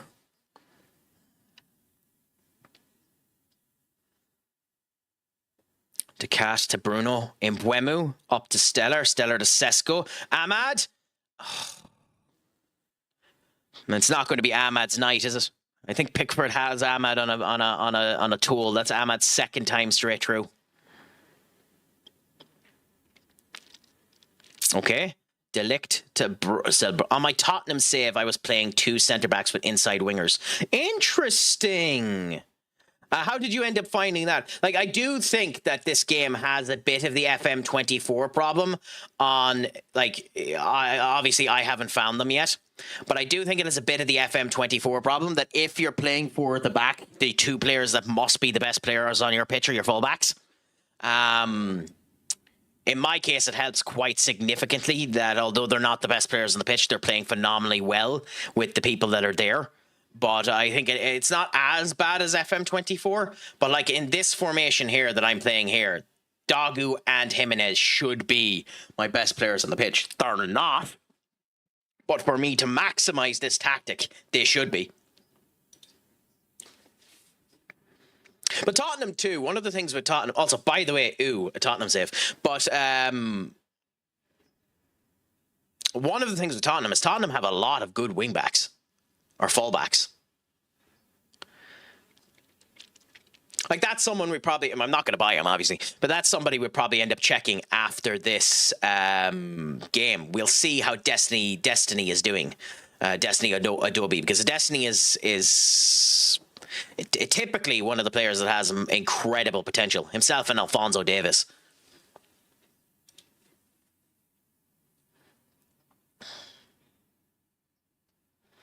De Ligt doing well to contain himself. Alex Jimenez to Ahmad. Back to De Ligt. Stellar. Bruno. Ahmad. De Cat. Ibuemu. And beautiful. What team play we're doing there. Unbelievable team play by us. Goalzazzo that. I mean, it's a beautiful, beautiful goal that we're after putting together there, isn't it, Free? Unbelievable. Love to see when that ends up happening.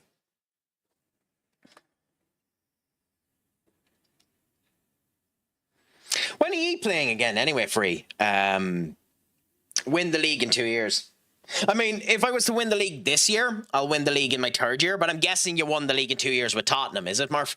I mean, like, that's where it's funny with Tottenham, because it has to be a culture thing, because, like, even now at the moment, Tottenham have way too good of a squad to be doing as bad. Wow. Okay, I need to figure out this stat. How the hell are they 62 in defensive opposition plays when we're destroying this game? Anyway, never mind. I know Tottenham are dealing with a lot of injuries at the moment, and Thomas Frank is being cut off at the heels. But, like, genuinely, they don't deserve to be as low as they are IRL. And in game, like, they have some of the best fullbacks in the game. Like, Destiny is fantastic. Crap, what's his name? I'm having a complete blank on the wingbacks now, but they actually have good players.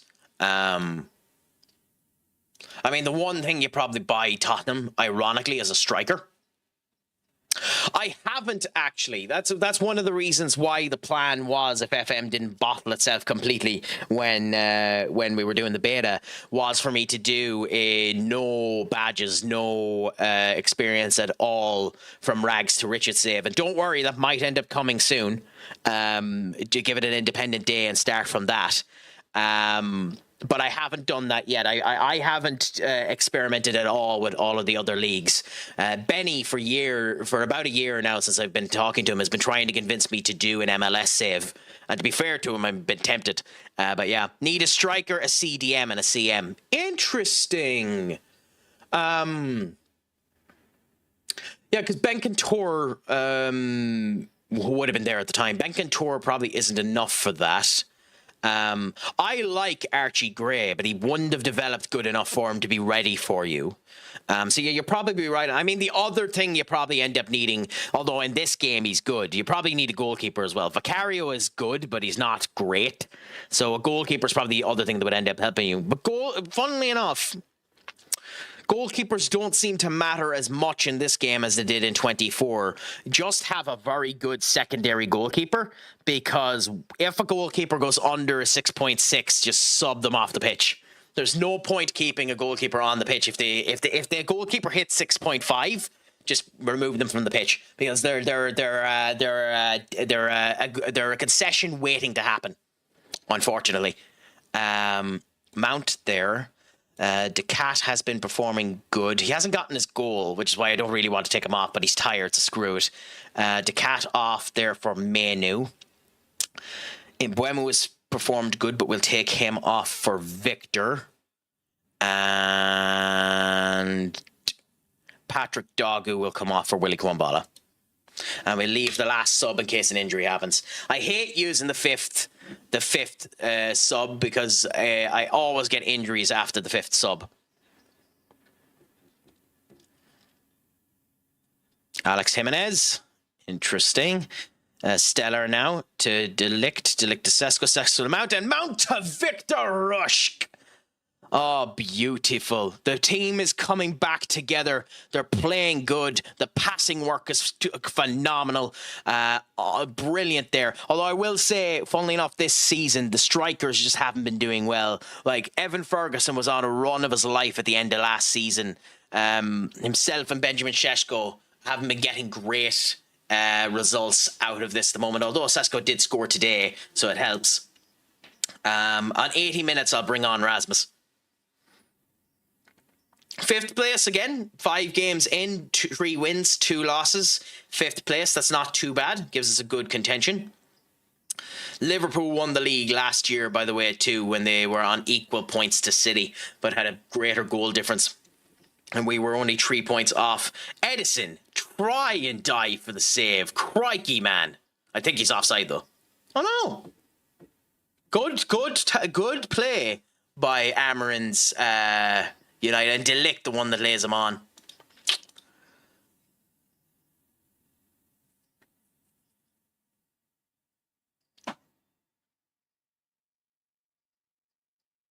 Okay, stop there and make our substitution. And go with Rasmus Højlund. Now, we should play Evan Ferguson, but we'll give Rasmus a bit of time as well. And there's Edison at a 6.4. If I'd noticed that, I would have done the substitution because I almost guarantee you Everton will probably score a third goal before this game is done.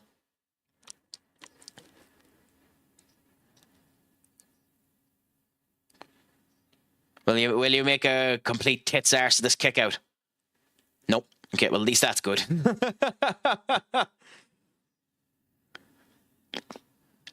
Victor over there. No cop. Willie Kwambwala to Menu. Willie to Menu. Menu to Victor. Blocked off there. Out to Taylor Barry. Bonanete. Vodole. Bonanete. Here comes their third goal. Oh no, Willie. Okay, fair enough. Although I will say the fact that they've had 3 shots on target and 2 goals is an indictment on how, weird we are. Yeah, MLS, the rules are, but that's what makes the MLS interesting is the rules. And of course, when we end up speaking about MLS, we mean Miles Lewis-Skelly because MLS surely means Miles Lewis-Skelly. Alternatively, what Freeman and myself are on about is Major League Soccer, which of course isn't MLS. That's entirely different. But Miles Lewis-Skelly is a player that originally was a midfielder, but has started playing as a left back for Arsenal, and has been dethroned by Calafieri IRL again. So yeah. Oh, Mickey Van de Ven is unbelievable.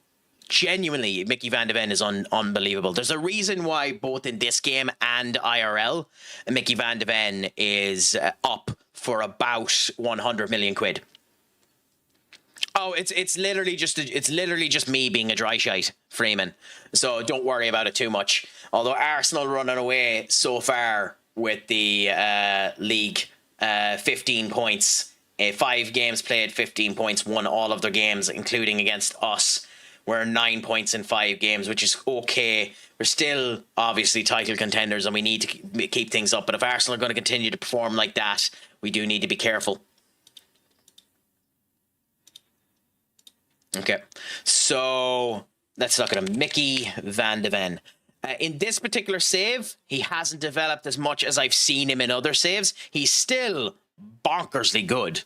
And I will, if it comes up as a potential option, go to sign him. But 8 yeah, he's 8 in my one, but yeah, he can score pretty much anywhere. I had a goalkeeper. I had a defender in my FM24 save who was one particular season with Real Madrid was my 3rd top goal scorer, and I had Enric scoring 36 goals that season. So bonkers the levels of stuff that was going on there. But yeah, maybe in the future, if it comes into play and he's actually interested, because he can play on the left-hand side as well, so it gives you options. And is he actually interested? So in the January transfer market, if we have the money for it, which I actually think we do, we're close to it. So in the January transfer market, if we have the money for him, we might add Mickey van de Ven. But that is a future element to end up coming down with Senior Craic.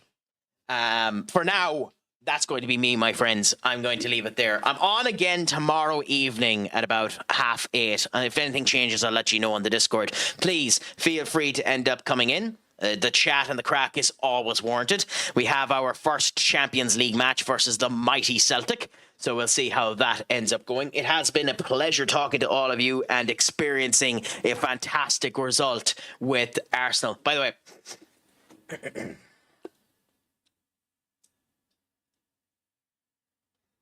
Manchester United are kings. But thank you all so much. It has been a general pleasure. I'm going to look for a raid now. See if there's anyone good and fine to end up sending you out to who is alive at the moment.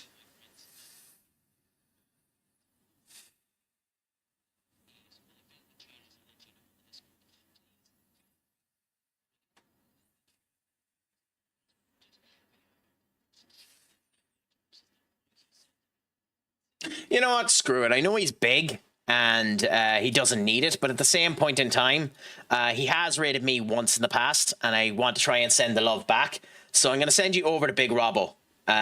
He's doing a Salford save at the moment on FM26 and appears to have a graphics patch put into it as well. So the game is looking very pretty. I have no idea what skin he's using, but it's looking pretty for whatever he's at anyway. But I'll send you over to him anyway, and I'll chat to you all later. Thank you all again, once again, all for coming in for me. Remember that I am Stupid Sexy Craic.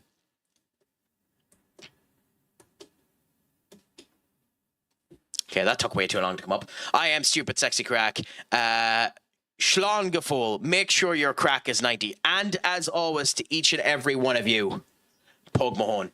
Adios, amigos.